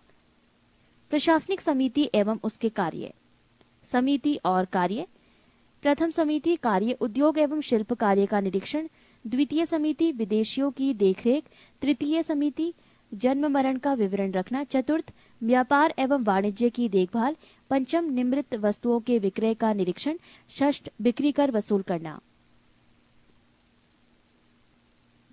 युद्ध क्षेत्र में सेना का नेतृत्व करने वाला अधिकारी नायक कहलाता था। सैन्य विभाग का सबसे बड़ा अधिकारी सेनापति होता था। मेगास्थनीज के अनुसार मौर्य सेना का रखरखाव 5 सदस्यीय 6 समितियां करती थीं। मौर्य प्रशासन ने गुप्तचर विभाग महामात्य सर्प नामक अमात्य के अधीन था। अर्थशास्त्र में गुप्तचर को गूढ़ पुरुष कहा गया है तथा एक ही स्थान पर रहकर कार्य करने वाले गुप्तचर को संस्था कहा जाता था। एक स्थान से दूसरे स्थान पर भ्रमण करके कार्य करने वाले गुप्तचर को संचार कहा जाता था। अशोक के समय जनपदीय न्यायालय के न्यायाधीश को राजुक कहा जाता था। सरकारी भूमि को सीता भूमि कहा जाता था। बिना वर्षा के अच्छी खेती होने वाली को अदेव मात्रक कहा जाता था। मेगास्थनीज ने भारतीय समाज को 7 वर्गों में विभाजित किया है। 1 दार्शनिक, 2 किसान, 3 अहीर, 4 कारीगर, 5 सैनिक, 6 निरीक्षक एवं 7 सभासद। स्वतंत्र वैश्यावृत्ति को अपनाने वाली महिला रूपा जीवा कहलाती थी। नंद वंश के विनाश करने में चंद्रगुप्त मौर्य ने कश्मीर के राजा प्रवर्तक से सहायता प्राप्त की थी। मौर्य शासन 137 वर्षों तक रहा। मौर्य वंश का अंतिम शासक बृहद्रथ था। इसकी हत्या इसके सेनापति पुष्यमित्र शुंग ने 185 ईसा पूर्व में कर दी और मगध पर शुंग वंश की नींव डाली। 15 ब्राह्मण साम्राज्य। पुष्यमित्र शुंग, जिसने मगध पर शुंग वंश की नींव डाली, ब्राह्मण जाति का था। शुंग शासकों ने अपनी राजधानी विदिशा में स्थापित की। इंडो यूनानी शासक मिनांडर को पुष्यमित्र शुंग ने पराजित किया। पुष्यमित्र शुंग ने 2 बार अश्वमेध यज्ञ किया। इनके लिए पतंजलि ने अश्वमेध यज्ञ कराए। भरहुत स्तूप का निर्माण पुष्यमित्र शुंग ने करवाया। शुंग वंश का अंतिम शासक देवभूति था। इसकी हत्या 73 ईसा पूर्व में वासुदेव ने कर दी और मगध की गद्दी पर कण्व वंश की स्थापना की। कण्व वंश का अंतिम राजा सुशर्मा हुआ। शिमुक ने 60 ईसा पूर्व में सुशर्मा की हत्या कर दी और सातवाहन वंश की स्थापना की। सातवाहन आंध्र वंश शासकों ने अपनी राजधानी प्रतिष्ठान में स्थापना की। प्रतिष्ठान आंध्र प्रदेश के औरंगाबाद जिले में है। पृष्ठ 20। सातवाहन वंश के प्रमुख शासक थे सिमुक, शातकर्णी, गौतमीपुत्र शातकर्णी, वशिष्ठिपुत्र पल्लू मावी तथा यज्ञश्री शातकर्णी। शातकर्णी ने 2 अश्वमेध तथा 1 राजसूय यज्ञ किया। सातवाहन शासकों के समय के प्रसिद्ध साहित्यकार हाल एवं गुणाढ़्य थे। हाल ने गाथा सप्तशतक तथा गुणाढ़्य ने बृहत कथा नामक पुस्तकों की रचना की। सातवाहन शासकों ने चांदी, तांबे, सीसा, पोटीन और कांसे की मुद्राओं का प्रचलन किया। ब्राह्मणों को भूमि अनुदान देने की प्रथा का आरंभ सातवाहन शासकों ने ही सर्वप्रथम किया। सातवाहनों की भाषा प्राकृत एवं लिपि ब्राह्मी थी। सातवाहनों का समाज मात्र सत्तात्मक था। सातवाहनों की महत्वपूर्ण स्थापत्य कृतियां हैं कार्ले का चैत्य, अजंता एवं एलोरा की गुफाओं का निर्माण एवं अमरावती कला का विकास। शातकर्णी एवं अन्य सभी सातवाहन शासक दक्षिणा पथ के स्वामी कहे जाते थे। 16 भारत के यवन राज्य। भारत पर आक्रमण करने वाले विदेशी आक्रमणकारियों का क्रम है हिंद यूनानी, शक, पहलव और कुषाण। सेल्यूकस के द्वारा स्थापित पश्चिमी तथा मध्य एशिया के विशाल साम्राज्य को इसके उत्तराधिकारी एंटिओकस प्रथम ने अक्षुण्ण बनाए रखा। एंटिओकस द्वितीय के शासनकाल में विद्रोह के फलस्वरूप उसके अनेक प्रांत स्वतंत्र हो गए। बैक्ट्रिया के विद्रोह का नेतृत्व डियोडोटस प्रथम ने किया था। बैक्ट्रिया पर डियोडोटस प्रथम के साथ इन राजाओं ने क्रमशः शासन किया। डियोडोटस द्वितीय, यूथिडेमस, डेमेट्रियस प्रथम के साथ इन राजाओं ने क्रमशः शासन किया। डियोडोटस द्वितीय, यूथिडेमस, डेमेट्रियस, मिनेंडर, यूक्रेटाइटस, एंटीआलकीडस तथा हर्मिक्स। भारत पर सबसे पहले आक्रमण बैक्ट्रिया के शासन डेमेट्रियस ने किया। इसने 190 ईसा पूर्व में भारत पर आक्रमण कर अफगानिस्तान, पंजाब एवं सिंध के बहुत बड़े भाग पर अधिकार कर लिया। इसने शाकल को अपनी राजधानी बनाया। इसे ही हिंद यूनानी या बैक्ट्रियाई यूनानी कहा गया। हिंद यूनानी शासकों में सबसे अधिक विख्यात मिनांडर 165 से 145 ईसा पूर्व में हुआ। इसकी राजधानी शाकल, आधुनिक सियालकोट, शिक्षा का प्रमुख केंद्र था। मिनांडर ने नागसेन, नागार्जुन से बौद्ध धर्म की दीक्षा ली। मिनांडर के प्रश्न एवं नागसेन द्वारा दिए गए उत्तर एक पुस्तक के रूप में संग्रहित है, जिसका नाम मिलिंद पन्हो अर्थात मिलिंद के प्रश्न या मिलिंद प्रश्न है। हिंदी यूनानी भारत के पहले शासक हुए, जिनकी जारी किए गए सिक्कों के बारे में निश्चित रूप से कहा जा सकता है कि सिक्के किन किन राजाओं के हैं। भारत में सबसे पहले हिंदू यूनानियों ने ही सोने के सिक्के जारी किए। हिंदू यूनानी शासकों ने भारत के पश्चिमोत्तर सीमा प्रांत में यूनान की प्राचीन कला चलाई, जिसे हेलेनिस्टिक आर्ट कहते हैं। भारत में गंधार कला इसका उत्तम उदाहरण है। 17 शक। यूनानियों के बाद शक आए। शकों की 5 शाखाएं थी और हर बार शाखा की राजधानी भारत और अफगानिस्तान में अलग अलग भागों में थी। पहली शाखा ने अफगानिस्तान, दूसरी शाखा ने पंजाब यानी राजधानी तक्षशिला, तीसरी शाखा ने मथुरा, चौथी शाखा ने पश्चिमी भारत एवं 5वीं शाखा ने ऊपरी दक्कन पर प्रभुत्व स्थापित किया। शक मूलतः मध्य एशिया के निवासी थे और चरागाह की खोज में भारत आए। 58 ईस्वी पूर्व में उज्जैन के एक स्थानीय राजा ने शकों को पराजित करके बाहर खदेड़ दिया और विक्रमादित्य की उपाधि धारण की। पृष्ठ 21। शकों पर विजय के उपलक्ष्य में 57 ईसा पूर्व से एक नया संवत विक्रम संवत के नाम से प्रारंभ हुआ। उसी समय से विक्रमादित्य एक लोकप्रिय उपाधि बन गई, जिसकी संख्या भारतीय इतिहास में 14 तक पहुंच गई। गुप्त सम्राट चंद्रगुप्त द्वितीय सबसे अधिक विख्यात विक्रमादित्य था। शकों की अन्य शाखाओं की तुलना में दक्षिण भारत में प्रभुत्व स्थापित करने वाली शाखा ने सबसे लंबे अरसे तक शासन किया, लगभग 4 शताब्दी तक। गुजरात में चल रहे समुद्री व्यापार से ये शाखा काफी लाभान्वित हुई और भारी संख्या में चांदी के सिक्के जारी किए। शकों का सबसे प्रतापी शासक रुद्रदामन प्रथम था, जिसका शासन 130 से 150 ईस्वी गुजरात के बड़े भाग पर था। इसने काठियावाड़ को अर्ध शुष्क सुदर्शन झील मौर्य द्वारा निर्मित का जीर्णोद्वार किया। रुद्रदामन संस्कृत का बड़ा प्रेमी था।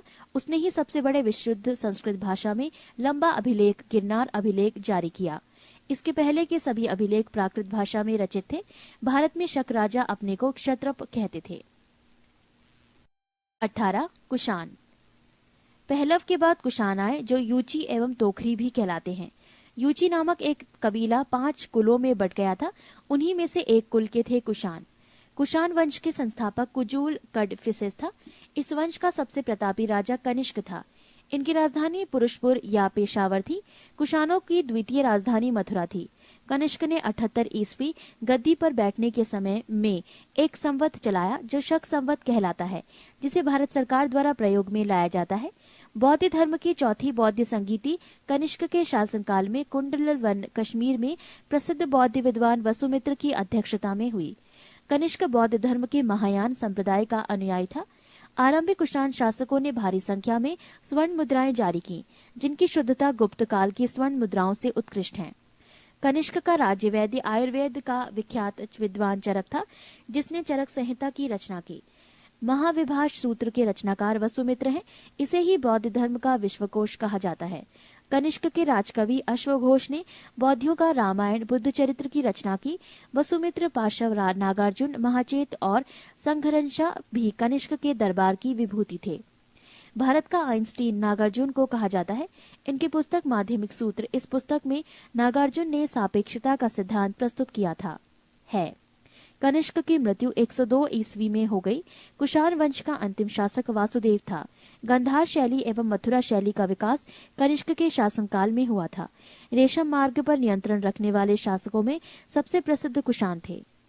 नोट: रेशम बनाने का तकनीक का आविष्कार का सबसे पहले चीन में हुआ था। 19 गुप्त साम्राज्य। गुप्त साम्राज्य का उदय 3री शताब्दी के अंत में प्रयाग के निकट कौशाम्बी में हुआ। गुप्त वंश का संस्थापक श्रीगुप्त 240 से 280 ईस्वी था। श्रीगुप्त का उत्तराधिकारी घटोत्कच 280 से 220 ईस्वी में हुआ। गुप्त वंश का प्रथम महान सम्राट चंद्रगुप्त प्रथम था। ये 320 ईस्वी में गद्दी पर बैठा। इसने लिच्छवी राजकुमारी देवी से विवाह किया। इसने महाराज धीराज की उपाधि धारण की। गुप्त संवत 319 से 320 ईस्वी की शुरुआत चंद्रगुप्त प्रथम ने की। पृष्ठ 22।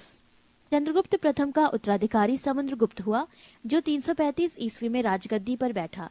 इसने आर्यव्रत के 9 शासकों और दक्षिणाव्रत के 12 शासकों को पराजित किया।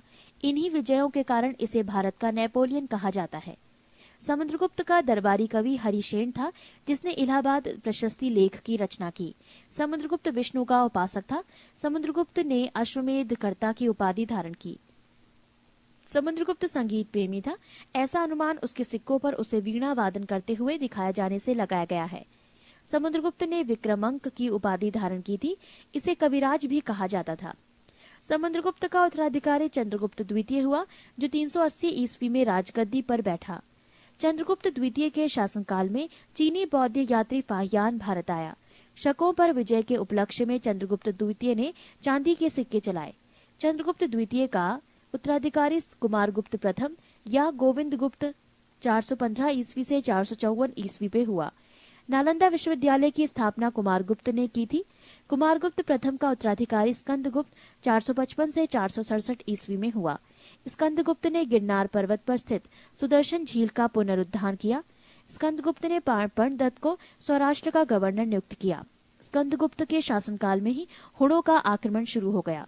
अंतिम गुप्त शासक भानुगुप्त था। गुप्त साम्राज्य की सबसे बड़ी प्रादेशिक इकाई देश थी, जिसके शासक को गोप्ता कहा जाता था।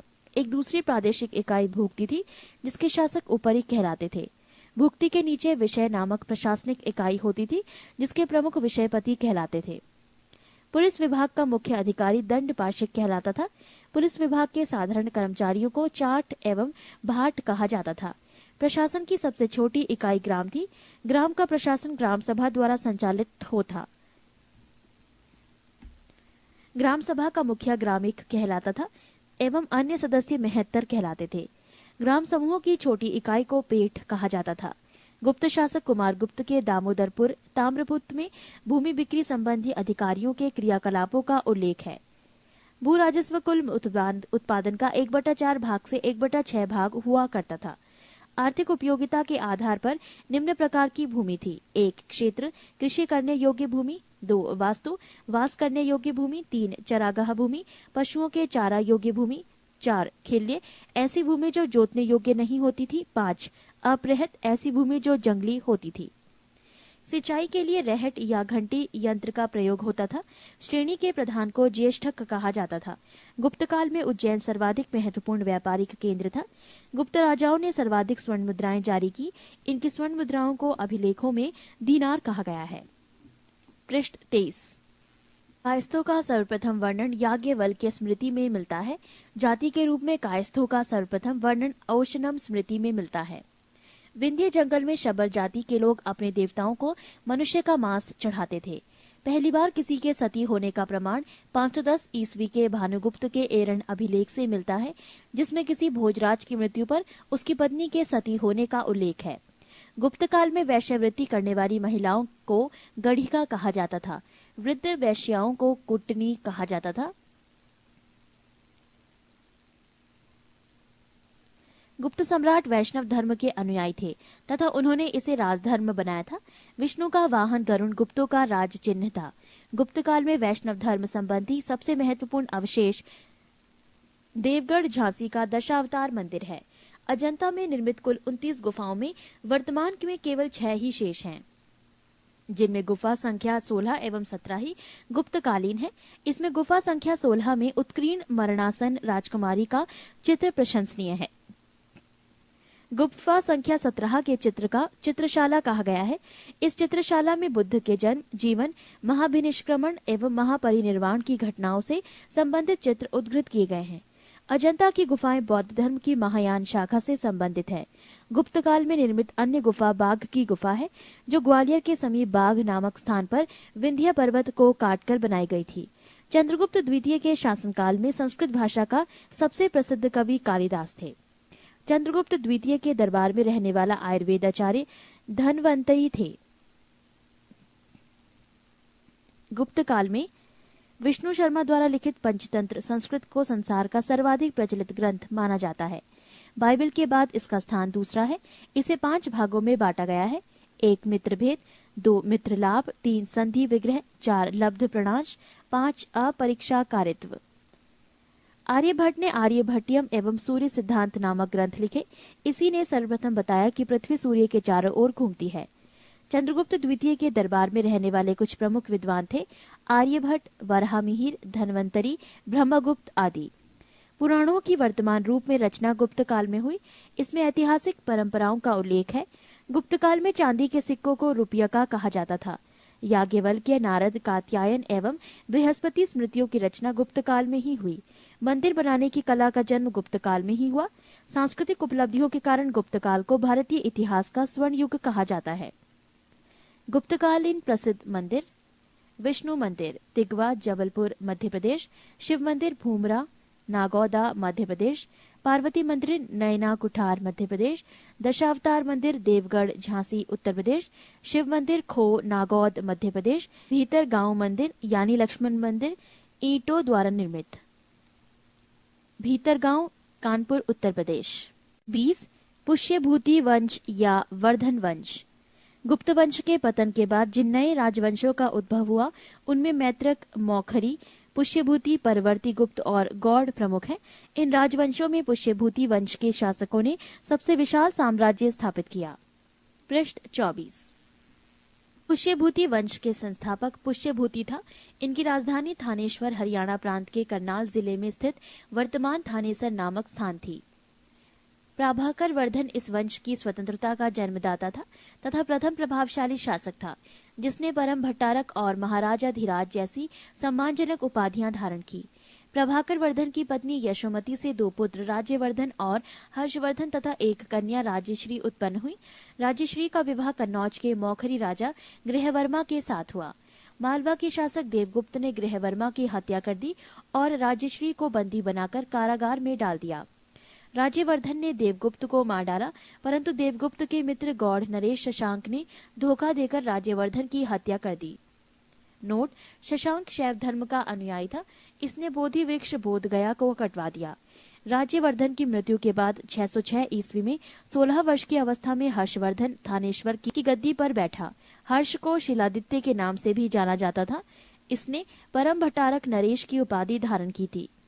हर्ष ने शशांक को पराजित करके कन्नौज पर अधिकार कर लिया तथा उसे अपनी राजधानी बनाया। हर्ष और पुलकेशिन द्वितीय के बीच नर्मदा नदी के तट पर युद्ध हुआ, जिसमें हर्ष की पराजय हुई। चीनी यात्री हुएनसांग हर्षवर्धन के शासनकाल में भारत आया। नोट: हुएनसांग को यात्रियों में राजकुमार, नीति का पंडित एवं वर्तमान शाक्य मुनि कहा जाता है।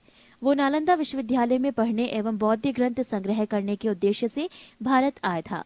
हर्ष 641 ईस्वी में अपने दूत चीन भेजे तथा 643 ईस्वी एवं 645 ईस्वी में 2 चीनी दूत उसके दरबार में आए। हर्ष ने कश्मीर के शासक से बुद्ध के दंत अवशेष बलपूर्वक प्राप्त किए। हर्ष के पूर्वज भगवान शिव और सूर्य के अनन्य उपासक थे। प्रारंभ में हर्ष भी अपने कुल देवता शिव का परम भक्त था। चीनी यात्री हुएनसांग से मिलने के बाद उसने बौद्ध धर्म की महायान शाखा को राज्यश्रेय प्रदान किया तथा वो पूर्ण बौद्ध बन गया।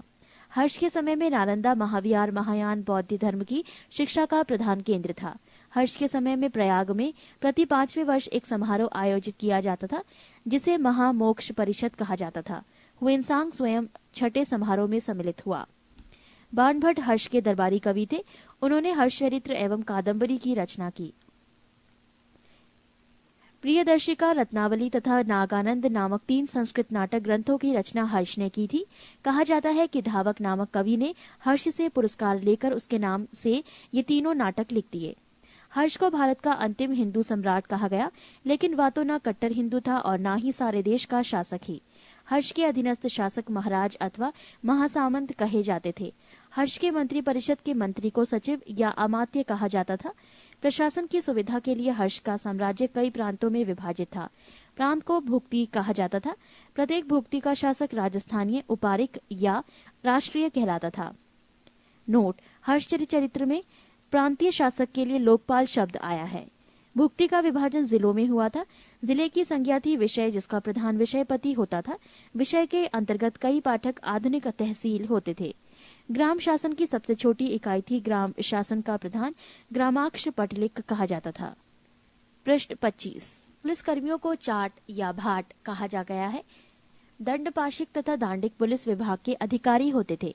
अश्व सेना के अधिकारियों को बृहदेश्वर, पैदल सेना के अधिकारियों को बलाधिकृत या महाबलाधिकृत कहा जाता था। हर्षचरित में सिंचाई के साधन के रूप में तुलायंत्र जल पंप का उल्लेख मिलता है। हर्ष के समय मथुरा सूती वस्त्रों के निर्माण के लिए प्रसिद्ध था। हर्षचरित के अनुसार हर्ष की मंत्री परिषद भंडी प्रधान सचिव, सिंहनाद प्रधान सेनापति, कुंतल अश्वसेना का प्रधान, स्कंदगुप्त गज सेना का प्रमुख। 21 दक्षिण भारत के प्रमुख राजवंश। 1 पल्लव वंश।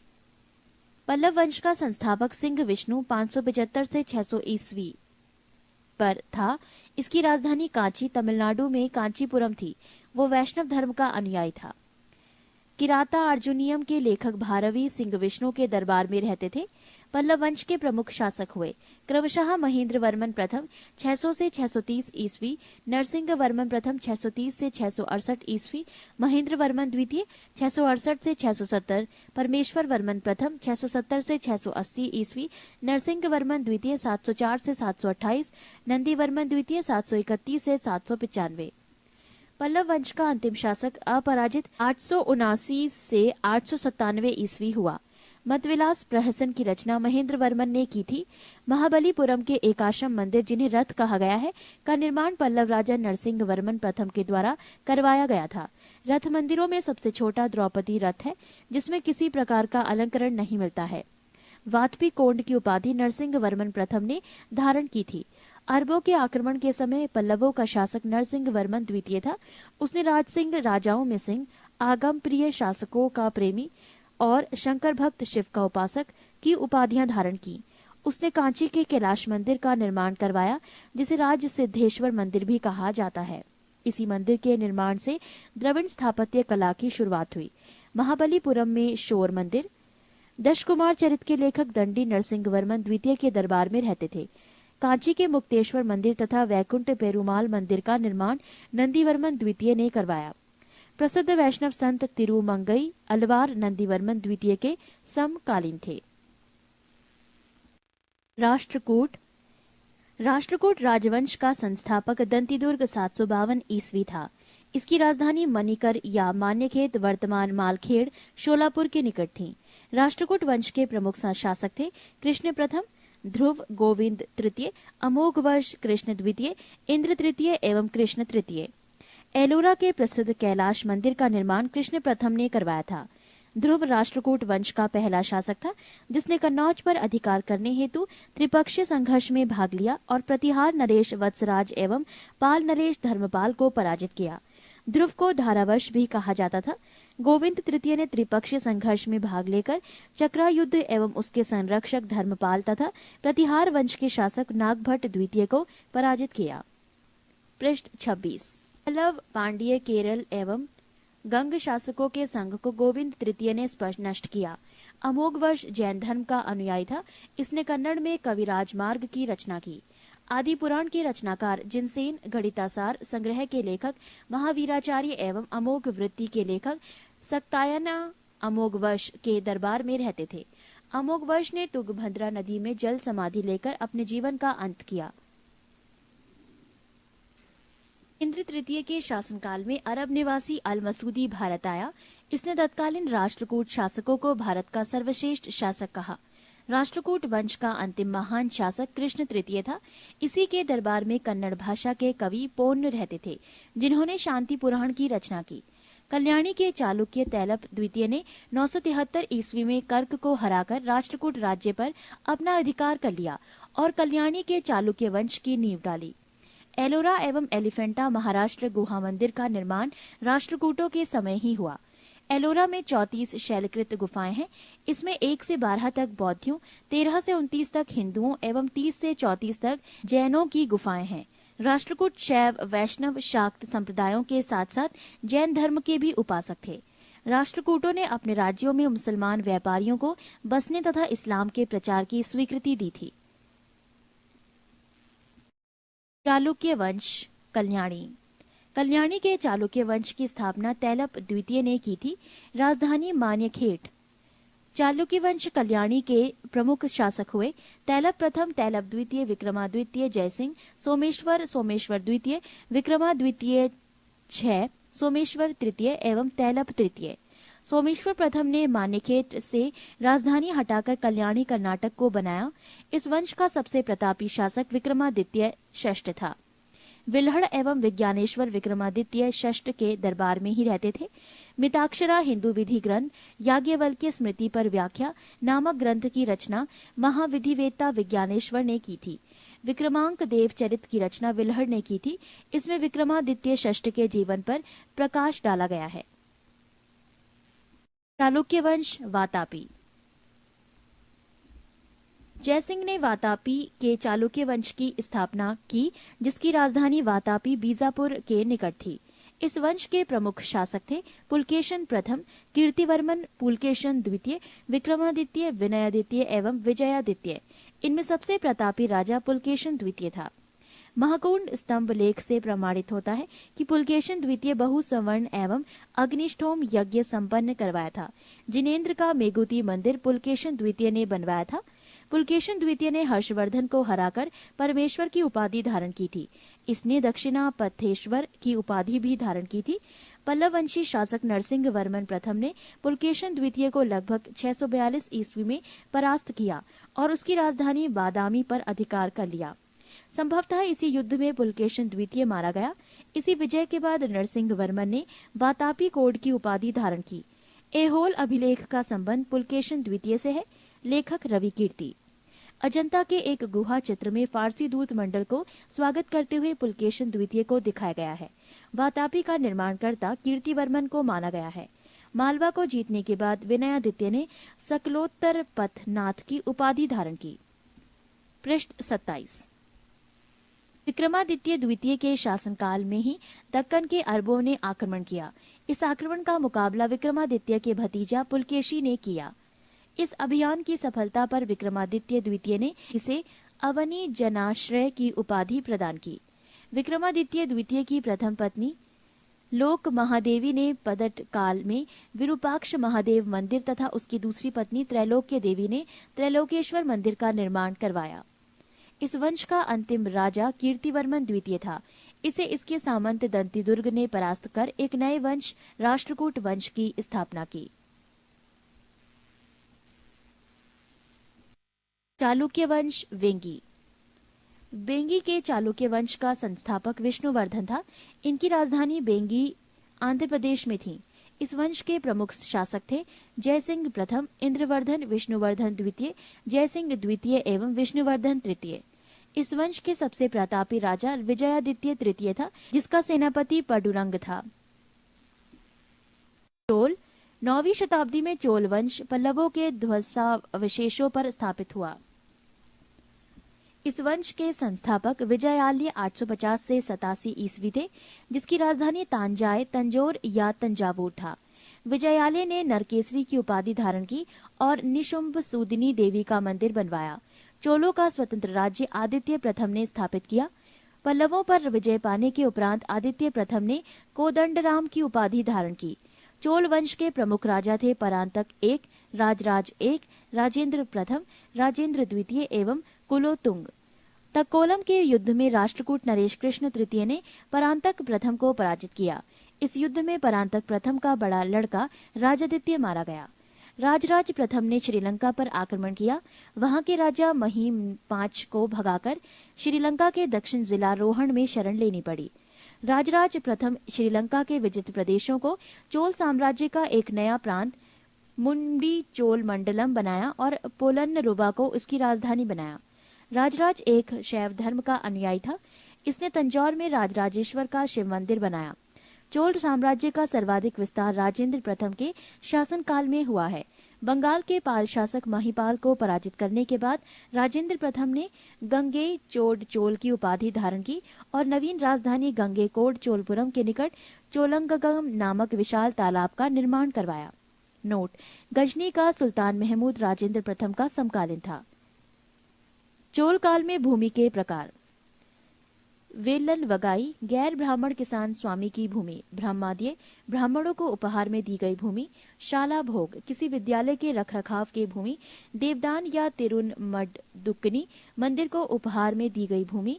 पली चंद्रम, जैन संस्थानों को दान दी गई भूमि। राजेंद्र द्वितीय ने प्रकेसरी की एवं वीर राजेंद्र ने राजकेसरी की उपाधि धारण की। चोल वंश का अंतिम राजा राजेंद्र तृतीय था। चोलों एवं पश्चिमी चालुक्य के बीच शांति स्थापित करने में गोवा के कदम्ब शासक जयकेश प्रथम ने मध्यस्थ की भूमिका निभाई थी। विक्रम चोल अभाव एवं अकाल से ग्रस्त गरीब जनता से राजस्व वसूल कर चिदम्बरम मंदिर का विस्तार करवा रहा था। कुलोतुंग द्वितीय ने चिदम्बरम मंदिर में स्थित गोविंदराज विष्णु की मूर्ति को समुद्र में फेंकवा दिया। कालांतर में वैष्णव आचार्य रामानुजाचार्य ने उक्त मूर्ति का पुनरुद्धार किया और उसे तिरुपति के मंदिर में प्राण प्रतिष्ठित किया। चोल प्रशासन में भाग लेने वाले उच्च पदाधिकारियों को पेरुंदरम एवं निम्न श्रेणी के पदाधिकारियों को शेरुंदरम कहा जाता था। पृष्ठ 28। संपूर्ण चोल साम्राज्य 6 प्रांतों में विभक्त था। प्रांत को मंडलम कहा जाता था। मंडलम कोट्टम में, कोट्टम नाडु में एवं नाडु कई कुर्रमों में विभक्त था। नाडु की स्थानीय सभा को नाटूर एवं नगर की स्थानीय सभा को नगरतार कहा जाता था। स्थानीय स्वशासन चोल प्रशासन की मुख्य विशेषता थी। और सर्वसाधारण लोगों की समिति थी जिसका कार्य होता था सार्वजनिक कल्याण के लिए तालाबों और बगीचों के निर्माण हेतु गांव की भूमि का अधिग्रहण करना। सभा या महासभा ये मूलतः अग्रहारों और ब्राह्मण बस्तियों की सभा थी जिसके सदस्यों को पेरुमक्कल कहा जाता था। ये सभा वरियम नाम की समितियों के द्वारा अपने कार्य को संचालित करती थी। सभा की बैठक गांव में मंदिर के निकट वृक्ष के नीचे या तालाब के किनारे होती थी। व्यापारियों की सभा को नगरम कहते थे। चोल काल में भूमिकर उपज का 1/3 भाग हुआ करता था। गांव में कार्य समिति की सदस्यता के लिए जो वेतन भोगी कर्मचारी रखे जाते थे उन्हें मध्यस्थ कहते थे। ब्राह्मणों को दी गई करमुक्त भूमि को चतुर्वेदी मंगलम एवं दान दी गई भूमि ब्रह्मदेय कहलाती थी। चोल सेना का सबसे संगठित अंग था पदाती सेना। चोल काल में काशू सोने के सिक्के थे। तमिल कवियों में जयन गोंदर प्रसिद्ध कवि था जो कुलोतुंग प्रथम का राजकवि था। उसकी रचना है कलिंगतु पर्णी, कंबन, ओट टक कुटन और पुंगलेंदी को तमिल साहित्य का त्रिरत्न कहा जाता है। पंप, पोन एवं रन कन्नड़ साहित्य के त्रिरत्न माने जाते हैं। पर्सी ब्राउन ने तंजौर के बृहदेश्वर मंदिर के विमान को भारतीय वास्तुकला का निकष माना है। चोलकालीन रटराज प्रतिमा को चोल कला का सांस्कृतिक सार या निचोड़ कहा जाता है। शैव संत ईसाना शिव पंडित राजेंद्र प्रथम के गुरु थे। चोलकाल 10वीं शताब्दी का सबसे महत्वपूर्ण बंदरगाह कावेरीपट्टनम था। बहुत बड़ा गांव जो एक इकाई के रूप में शासित किया जाता था तनियर कहलाता था। उत्तर मेरूर शिलालेख जो सभा संख्या का विस्तृत वर्णन उपस्थित करता है परांतक प्रथम शासनकाल से संबंधित है। चोलों की राजधानी कालक्रम के अनुसार थी उर्रयूर, तंजौर, गंगकौड़, चोलपुरम एवं कांची। चोलकाल में सड़कों की देखभाल बागान समिति करती थी। चोलकाल में आम वस्तुओं के आदान प्रदान का आधार धान था। चोलकाल के विशाल व्यापारी समूह निम्न थे: वलंजियार, नानादौसी एवं मणिग्रामम। विष्णु के उपासक अलवार एवं शिव के उपासक नयनार संत कहलाते थे। उत्तर मेरूर अभिलेख के अनुसार सभा की सदस्यता: 1. सभा की सदस्यता के लिए इच्छुक लोगों को ऐसी भूमि का स्वामी होना चाहिए जहां से भूराजस्व वसूला जाता है। 2. उनके पास अपना घर होना चाहिए। 3. उनकी उम्र 35 से 70 के बीच होनी चाहिए। 4. उन्हें वेदों का ज्ञान होना चाहिए। 5. उन्हें प्रशासनिक मामलों की अच्छी जानकारी होनी चाहिए और ईमानदार होना चाहिए। 6. यदि कोई पिछले 3 सालों में किसी समिति का सदस्य रहा है तो वो किसी और समिति का सदस्य नहीं बन सकता। 7. जिसने अपने आप या अपने संबंधियों के खाते जमा नहीं कराए हैं वो चुनाव नहीं लड़ सकता। यादव वंश: देवगिरी के यादव वंश की स्थापना भिल्लम पंचम ने की। इसकी राजधानी देवगिरी थी। इस वंश का सबसे प्रतापी राजा सिंहड़ 1210 से 1246 ईस्वी था। इस वंश का अंतिम स्वतंत्र शासक रामचंद्र था जिसने अलाउद्दीन के सेनापति मलिक काफूर के सामने आत्मसमर्पण किया। पृष्ठ 29। होयसल वंश: द्वार समुद्र के होयसल वंश की स्थापना विष्णुवर्धन ने की थी। होयसल वंश यादव वंश की एक शाखा थी। बेलूर में चेन्ना केशव मंदिर का निर्माण विष्णुवर्धन ने 1117 ईस्वी में किया था। होयसल वंश का अंतिम शासक वीर बल्लाल तृतीय था जिसे मलिक काफूर ने हराया था। होयसल वंश की राजधानी द्वार समुद्र आधुनिक हेलेविड था। कदम वंश: कदम वंश की स्थापना मयूर शर्मन ने की थी। कदम वंश की राजधानी वनवासी था। गंग वंश: गंग वंश संस्थापक वज्रहस्त पंचम था। अभिलेखों के अनुसार गंग वंश के प्रथम शासक कोंकणी वर्मा था। गंगों की प्रारंभिक राजधानी कुवलाल कोल्लर थी जो बाद में तलकाड हो गई। दत्तक सूत्र पर टीका लिखने वाला गंग शासक माधव प्रथम था। काकातीय वंश: काकतीय वंश का संस्थापक बीटा प्रथम था जिसने नलगोंडा हैदराबाद में एक छोटे से राज्य का गठन किया जिसकी राजधानी अमरकोंड थी। इस वंश का सबसे शक्तिशाली शासक गणपति था। रुद्रमा देवी गणपति की बेटी थी, जिसने रुद्रदेव महाराज का नाम ग्रहण किया, जिसने 35 वर्ष तक शासन किया। गणपति ने अपनी राजधानी वारंगल में स्थानांतरित कर ली थी। इस राजवंश का अंतिम शासक प्रताप रुद्र 1295 से 1323 था। 22 सीमावर्ती राजवंशों का अभ्युदय। पाल वंश। पाल वंश का संस्थापक गोपाल 750 ईस्वी था।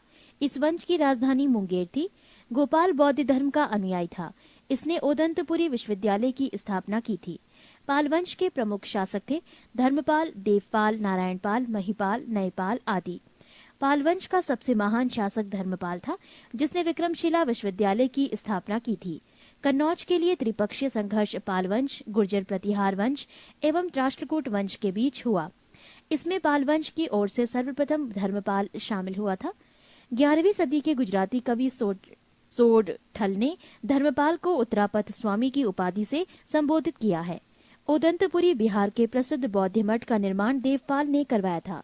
जावा के शैलेंद्रवंशी शासक बालपुत्र देव के अनुरोध पर देवपाल ने उसे नालंदा में एक बौद्ध विहार बनवाने के लिए 5 गांव दान में दिए थे। गौड़ी रीति नामक साहित्यिक विद्या का विकास पाल शासकों के समय में हुआ। पाल शासक बौद्ध धर्म के अनुयायी थे। सेन वंश। सेन वंश की स्थापना सामंत सेन ने राढ़ में की थी। इसकी राजधानी नदिया लखनौती थी। सेन वंश के प्रमुख शासक विजय सेन, बल्लाल सेन एवं लक्ष्मण सेन थे। सेन वंश का प्रथम स्वतंत्र शासक विजय सेन था, जो शैव धर्म का अनुयायी था। पृष्ठ 30। दान सागर एवं अद्भुत सागर नामक ग्रंथ की रचना सेन शासक बल्लाल सेन ने की थी। अद्भुत सागर को लक्ष्मण सेन ने पूर्ण रूप दिया था। लक्ष्मण सेन की राज्यसभा में गीत गोविंद के लेखक जयदेव, पवनदूत के लेखक धोई एवं ब्राह्मण सर्वस्व के लेखक हलाय युद्ध थे। हलाय युद्ध लक्ष्मण सेन का प्रधान न्यायाधीश एवं मुख्यमंत्री था। विजय सेन ने देवपाड़ा में प्रद्युम्नेश्वर मंदिर, शिव की विशाल मंदिर की स्थापना की। सेन राजवंश प्रथम राजवंश था, जिसने अपना अभिलेख सर्वप्रथम हिंदी में उत्कीर्ण करवाया। लक्ष्मण सेन बंगाल का अंतिम हिंदू शासक था। कश्मीर के राजवंश। कश्मीर पर शासन करने वाले शासक वंश कालक्रम से इस प्रकार थे: कारकोट वंश, उत्पल वंश, लोहार वंश। 627 ईस्वी में दुर्लभ वर्धन नामक व्यक्ति ने कश्मीर में कारकट वंश, हिंदू वंश की स्थापना की थी। हुएनसांग ने उसके शासनकाल में कश्मीर की यात्रा की। कारकोट वंश का सबसे शक्तिशाली राजा ललिता द्वितीय मुक्तापीड था। कश्मीर का मार्तंड मंदिर का निर्माण ललिता द्वितीय मुक्तापीड के द्वारा करवाया गया था। कारकोट वंश के बाद कश्मीर पर उत्पल वंश का शासन हुआ। इस वंश का संस्थापक अवंती वर्मन था। अवंतीपुर नामक नगर की स्थापना अवंती वर्मन ने की थी। अवंती वर्मन के अभियंता सूर्य ने सिंचाई के लिए नहरों का निर्माण करवाया। 980 ईस्वी में उत्पल वंश की रानी दीदिया एक महत्वाकांक्षी शासिका हुई। उत्पल वंश के बाद कश्मीर पर लोहार वंश का शासन हुआ। लोहार वंश का संस्थापक संग्राम राज था। संग्राम राज के बाद अनंत राजा हुआ। इसकी पत्नी सूर्यमती ने प्रशासन को सुधारने में उसकी सहायता की। लोहार वंश का शासक हर्ष विद्वान, कवि तथा कई भाषाओं का ज्ञाता था। कल्हड़ हर्ष का आश्रित कवि था। जयसिंह लोहार वंश का अंतिम शासक था, जिसने 1128 ईस्वी से 1155 ईस्वी तक शासन किया। जयसिंह के शासन के साथ ही कल्हड़ की राज तरंगिणी का विवरण समाप्त हो जाता है। कामरूप का वर्मन वंश। 4वीं शताब्दी के मध्य कामरूप के वर्मन वंश का उदय हुआ। इस वंश की प्रतिष्ठा का संस्थापक पुष्यवर्मन था। इसकी राजधानी प्राग ज्योतिष नामक स्थान पर थी। कालांतर में कामरूप पाल साम्राज्य का एक अंग बन गया। राजपूत राजवंशों की उत्पत्ति। गुर्जर प्रतिहार वंश। मालवा का शासक नागभट्ट प्रथम गुर्जर प्रतिहार वंश का संस्थापक था। नागभट्ट द्वितीय को राष्ट्रकूट सम्राट गोविंद तृतीय ने हराया था। प्रतिहार वंश का सर्वाधिक शक्तिशाली एवं प्रतापी राजा मिहिर भोज था। मिहिर भोज ने अपनी राजधानी कन्नौज में बनाई थी।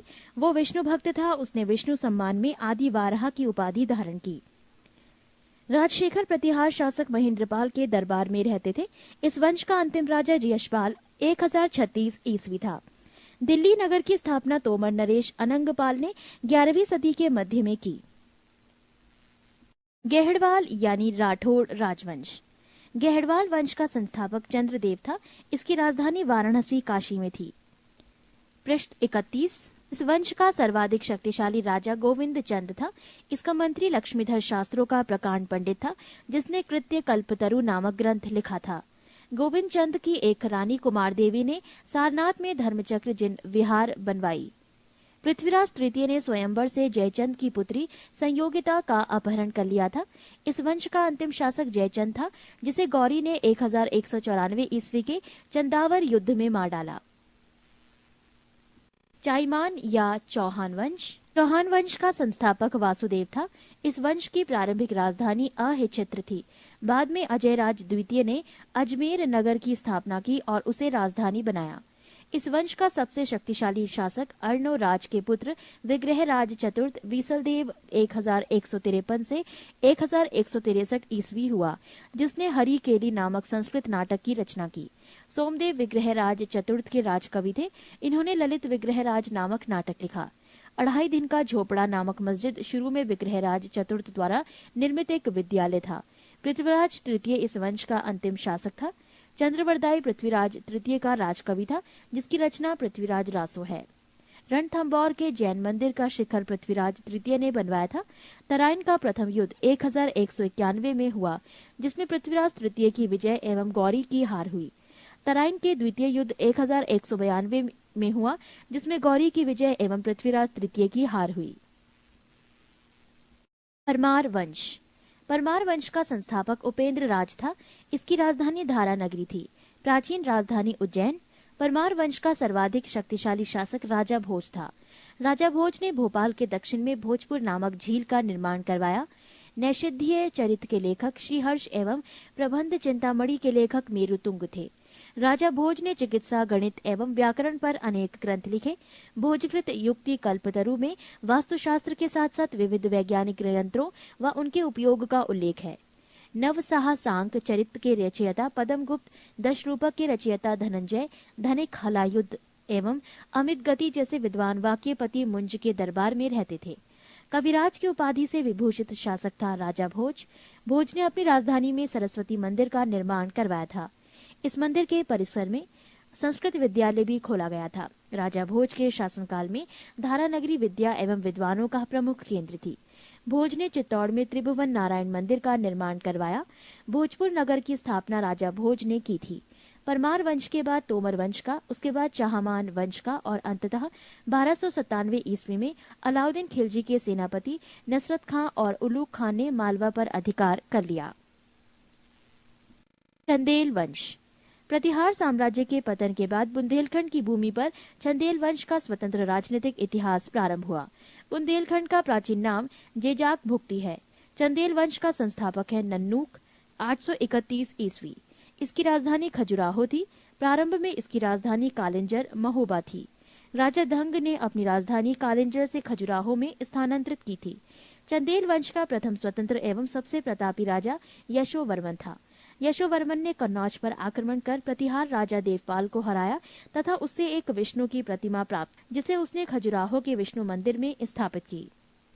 पृष्ठ 32। धंग ने जिन्ननाथ, विश्वनाथ एवं वैद्यनाथ मंदिर का निर्माण करवाया।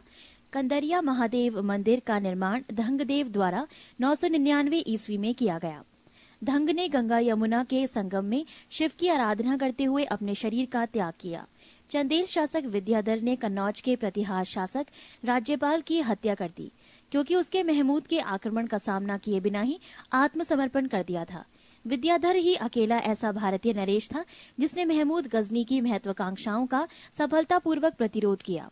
चंदेल शासक कीर्तिवर्मन की राज्यसभा में रहने वाले कृष्ण मिश्र ने प्रबोध चंद्रोदय की रचना की थी।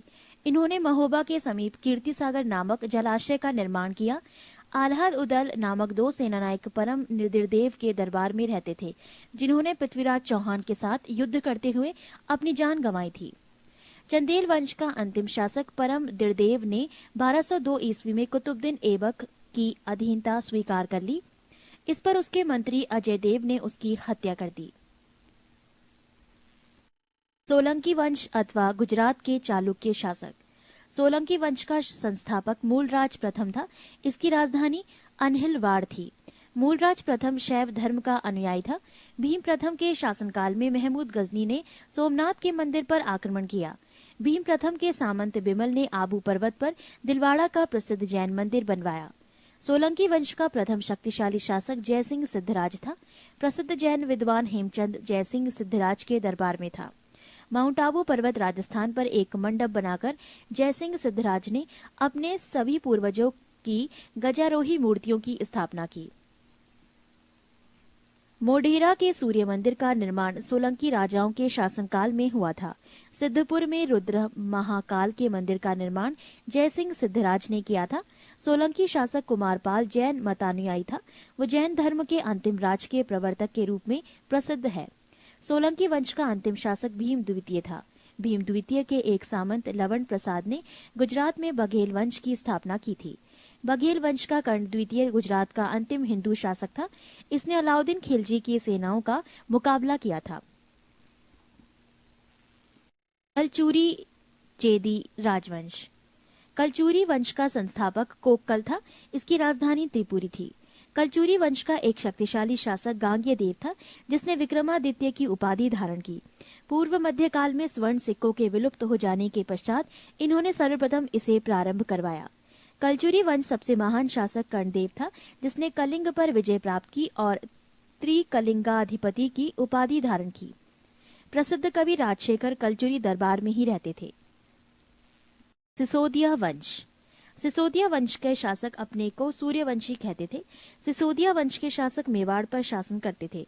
मेवाड़ की राजधानी चित्तौड़ थी। अपने विजयों के उपलक्ष्य में विजय स्तंभ का निर्माण राणा कुंभा ने चित्तौड़ में करवाया। खतौली का युद्ध 1518 ईस्वी में राणा सांगा एवं इब्राहिम लोदी के बीच हुआ। पृष्ठ 33।